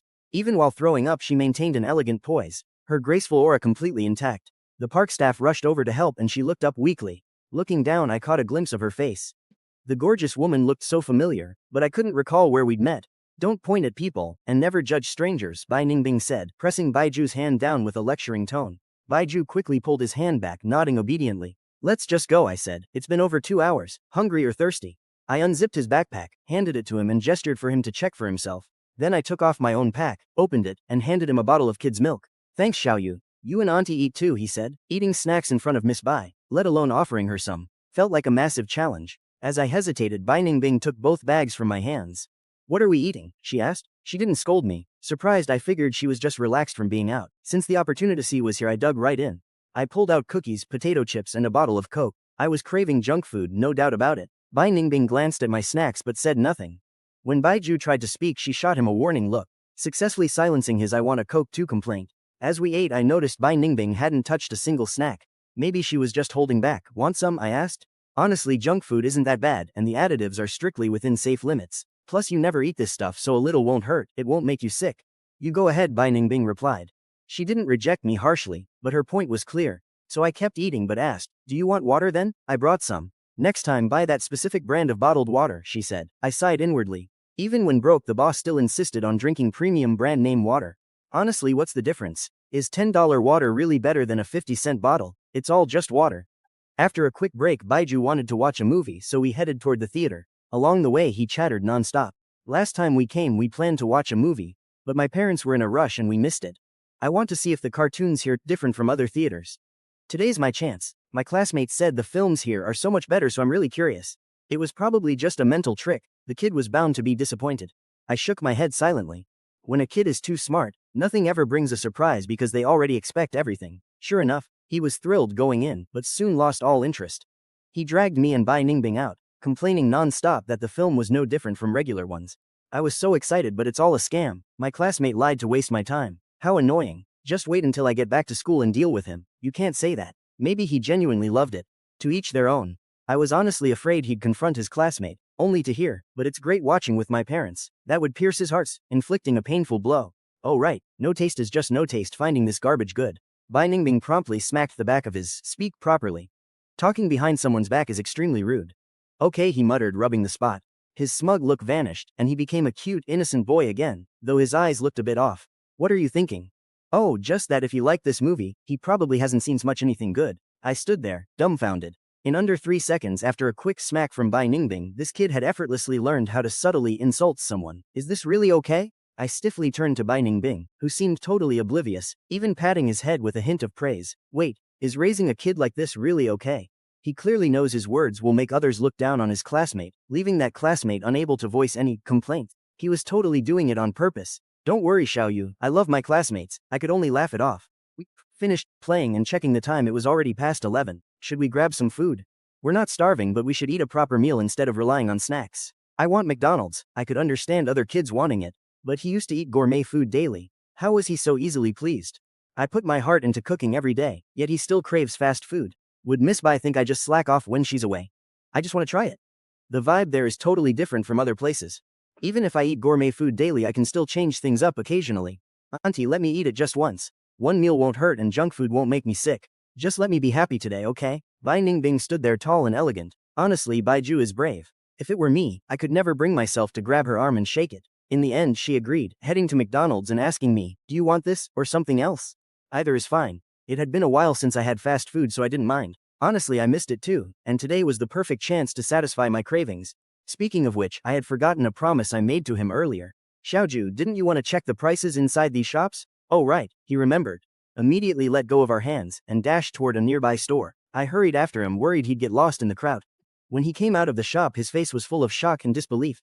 A bottle of juice is twice the regular price. This is crazy. It's not crazy, it's always like this. Tourist spots are even worse. For example, grilled corn usually costs 4 yuan, but at a tourist spot it's 10 yuan. Why? Because it's a one-time transaction. Once tourists leave, they rarely return. Plus, the people buying food usually didn't bring any. When they get hungry, they don't care about the price. They can afford it, so they just buy it. Also, there's the cost. Oh, and your aunt's point about cost. An ear of corn is cheap and roasting it doesn't much, but to bring it in, vendors must pay a fee to the resort's management. This cost naturally gets passed down to the tourists, so the price is higher. Then the real winner must be the resort owner. After all, they just build it, hire managers and collect cash. If you add ticket sales, that's even more money. He's definitely a member of the business-minded Bai family. His sharp mind is truly impressive. I recalled being his age, probably just playing around aimlessly.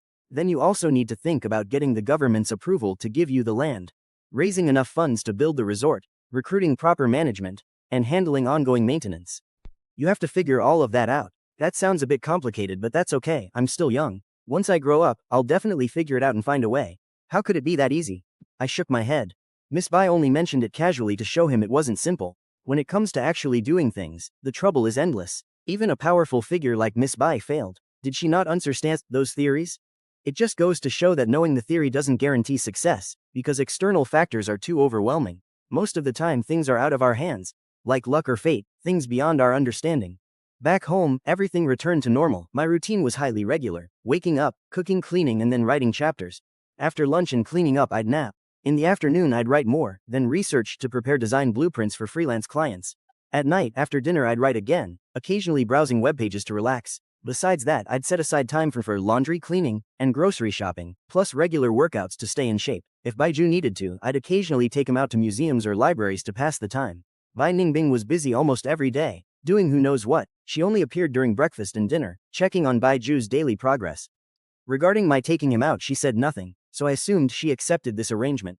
But while peace is great, many issues still need addressing. During breakfast one day, I asked about the apartment again. Baiju glanced at Bai Ningbing. He was frustrated because sleeping in her room meant he didn't dare toss and turn. He hoped to have his own room so he could roll around freely. I've already picked out a place. We can move next week. If you want to buy, a promising property goes on sale the following week, and you can check it out, Bai Ningbing answered. This put my mind at ease. The boss hadn't forgotten about me. Sure enough, next week she told me to pack up to move. Auntie, will I finally have my own room? I want a bookshelf, and the bed doesn't have to be big, just enough to sleep on. While waiting for the moving truck, Baiju chatted non-stop. Yes, I knew Auntie was the best thing ever. Xiaoyu, we're moving to a bigger place, aren't you happy? We moved into the new rented apartment and started unpacking. Happy? Of course, why wouldn't I be? Honestly, I didn't feel much. After all, it wasn't my house, so where we lived made no difference to me. Since childhood, I lived in a decent apartment. As an only child, my parents quietly spoiled me, so I had no deep craving for a huge place. If someone has never lacked love or suffered from financial hardship, and isn't overly competitive by nature, they probably won't crave material wealth. I was the classic example of someone who wasn't wealthy on paper but lived in constant happiness. To tell the truth, honestly, I thought a small apartment was cozy and convenient. But cozy is one thing, reality is another. We couldn't let Bai Qi keep sharing a room with Bai Ningbing forever. Still, I was thrilled, promising myself to earn enough to buy plenty of books to read. There wasn't even a proper study here, and I'd been feeling suffocated for so long. That was actually little Bai Qi's biggest wish. This rented place was just too small to fit anything, and Bai Ningbing couldn't give him his own study like in their old villa. With nothing to do in his spare time, he had to watch childish cartoons and was bored out of his mind. Wait, I thought you loved cartoons, I teased. Who knew you were such a bookworm? He huffed. I only watch them because I was bored. They're so childish. I don't even like those silly cartoons, but the other kids in class do. My uncle told me that it's okay to be smart. But if you don't have the power to back it up, you must never alienate yourself from the crowd. Otherwise you'll be isolated when trouble comes. Wow, the boss is truly on another level. Bai Qi is still so young, yet he's already teaching him such deep life lessons. What else did I say? His uncle asked. You said we should accept everything as if it was always meant to be that way. I shouldn't look down on my classmates, or imply they're stupid just because I'm smart. Even if I think it, I should brainwash myself to believe they're all wonderful. If I had been drinking tea right then, I definitely would have done a double take and spat it out. Good lord, an elementary school kid is being taught this? It made me feel like a complete idiot during my own childhood. I didn't figure that out until high school. Here, read, Bai Ningsing said, casually pulling a book from one of the packed bags. He handed it to Bai Qi, who obediently took it and flipped it open without even looking at the cover. I caught a glimpse of the title, Thick Black Theory. All right then. A boss's kid is destined to become a future boss himself. A mere mortal like me should probably keep her mouth shut. The moving truck arrived quickly, but we didn't actually have that much to pack. That's when I realized the vast majority of our belongings were things I had bought, and most of them were just daily necessities. In the end, even Bai Qi couldn't take it anymore and nudged Bai Ningbing to talk some sense into me. Only then did I leave behind basic items like cooking oil and salt. Fortunately, the piles of clothes that used to overflow my bedroom had already been mostly sold off, making the packing a breeze. Our new apartment was in a nearby neighborhood, boasting much better security and a nicer environment. Once inside, the layout proved to be fantastic. Having worked as an interior designer before, I took a quick tour and had to admit that Bai Ningbing had made an excellent choice. It was renovated in my favorite minimalist style, featuring a classic black, white and gray palette. It looked timeless and incredibly sleek, and even the pre-purchased furniture matched perfectly. Best of all, there was a swing the balcony, fulfilling my long-held dream of swinging while reading. Wow, this place is light years ahead of the old one. I love it, I cheered. I love it too, Bai Qi chimed in. Meanwhile Bai Ningbing with his long legs strode around, directing the movers to put everything in its proper place. Glancing at the two of us, looking so happy and satisfied, a flash of warmth crossed his eyes. He quickly masked it and went back to work.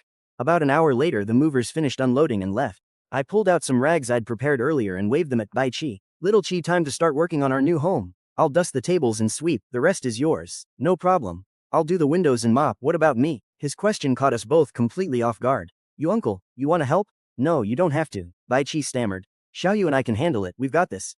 Having his uncle do physical labor was something he couldn't even begin to imagine. He had never seen it before and just the thought of it felt bizarre. "Yeah, exactly, we can finish it all. You go do your own thing," I agreed. I had never seen the big boss do chores, and seeing him do actual physical labor made me feel guilty. "I'll do the windows. You two handle the rest," he said, scanning the floor to sailing glass and it's himself a task. Before I could speak, he snatched the other rag from my hand. As he did, our fingers brushed against each other, and causing me to shiver instinctively. "What's wrong? Cold?" No, I probably just haven't been drinking enough water lately. I'll be fine." It definitely wasn't because of his touch. It's not like he's some glass figure I can't touch. "Just eat fewer snacks," he said. That dry remark felt like a dagger straight to my chest and my face instantly fell. Hearing this, Bai Chi quietly made sure his uncle wasn't paying attention, then quickly bolted toward my bedroom. He had to run. Otherwise his uncle might throw a verbal dagger at him next, and he still wanted to keep his snacks. I didn't even get a chance to reply before Bai Ningbing turned away muttering, "Changing trap bags daily? There isn't even that much garbage." I face-palmed. How could I have forgotten? But the big boss is always so busy, leaving early and returning late or cooped up in his room. How does he even find time to notice the living room trash? "Eat fewer snacks and drink more water," I mimicked. Back to work. Dusting the nightstand in the bedroom, Bai Chi had no clue that because of his uncle's remarks, I'd already decided to ration his snacks. If he'd known, he probably wouldn't have fled so quickly at the first sign of trouble. After a busy hour, the apartment was clean. This included the time I spent pretending to sweep while secretly admiring Bai Ningbing's back. I'd never admit that I planned to write him into my web novel. Who told him to keep complaining about my snack habits anyway? Since the original novel didn't exist in this world anyway, using a real-life overbearing CEO like him as my protagonist would be an instant hit. I'd skip the bankruptcy part though. Writing him at the peak of his wealth would be way more appealing and realistic. "Xiaosu, why does the way you're looking at my uncle today seem a bit weird?" Bai Chi asked out of nowhere. "Actually, I get it. My uncle won't mind. You two are married, so there's nothing to be embarrassed about. It's only natural that you like my uncle. It'd be bad if you didn't. Shouldn't married couples love each other?" He looked incredibly cute. I barely managed to keep a straight face. Heading to the bathroom with a towel, Bai Ningbing caught our conversation, and a thoughtful look crossed his face. He let his footsteps grow louder as he walked in, and the two of us immediately shut up as if we'd said nothing. Cleaning wasn't as tiring as I expected, so I decided to cook at home. Thankfully, there was a large supermarket nearby, making future shopping runs much more convenient. I wanted to take a quick stroll first to buy some fresh fruits and vegetables. This time, Bai Chi stayed put and didn't beg to come. But out of nowhere, Bai Ningbing decided to join, and I tried to stop him. "Really, I can carry it myself. It's just a quick trip for today's dinner, and I'll be right back. You two just worked so hard, go rest." "If I don't go, how will you carry your snacks back?" he countered dryly. Was he ever going to let that go? But since I did want snacks, I couldn't argue and let him tag along. In the end, I petulantly bought a ton of stuff, and we lugged back 3 massive bags. Seeing the big boss carry groceries was hilarious, but he deserved it for nagging me. We all slept wonderfully on our first night. Even though Bai Ningbing didn't say it, having Bai Chi sleep next to me was a bit awkward. Having had my own room since childhood, I wasn't used to sharing, even with a well-behaved kid who didn't move. Having another person in my space felt intrusive. I'd been busy all day, and though I didn't feel it, exhaustion finally hit. The moment I washed up and hit the mattress, I fell fast asleep until the next morning. As for Bai Chi, he had his own bed and could roll around however he pleased. Over the next 2 days, we all thoroughly enjoyed our new home. Then Bai Ningbing asked me to go look at apartments with him. This was the place he had mentioned buying earlier. I'd been looking forward to this for so long. Finally, I would have a place to call my own in this world. Honestly, Bai Ningbing was good to me, and Bai Chi was adorable. Even without any official relationship, I considered them friends. But I still lacked a sense of belonging here. Bai Ningbing was destined to be cannon fodder, and my ex-husband was his nephew. Everything I currently had nothing to do with me. I was just an outsider. But owning a house would change everything. With a house, I'd have a permanent anchor. Even if I parted ways with Bai Ningbing in the future, I'd still have a place to go.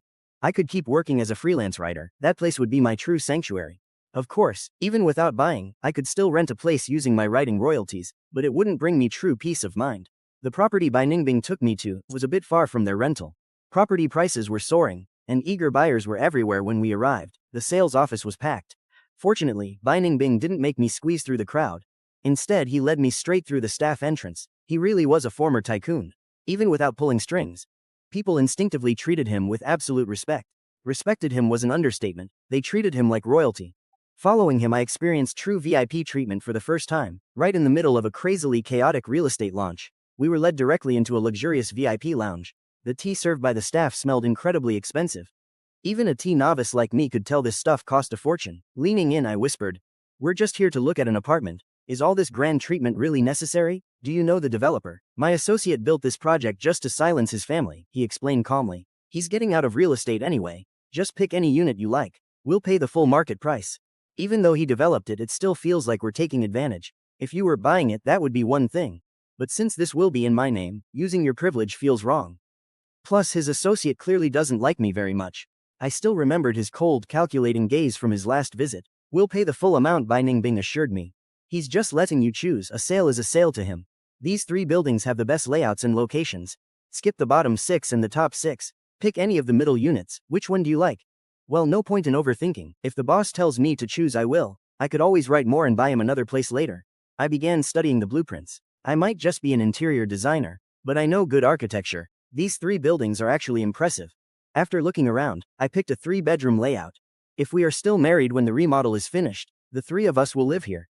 But if we divorce and I get the house, perfect. 1 bedroom, 1 studio, and 1 rec room. With the layout chosen, Bai Ningbing and I followed the staff to the site to check it out. The surrounding area was still under construction, and the hallways were cluttered. Usually developers sell units before they even build. Why was Mr. Sun doing this backward?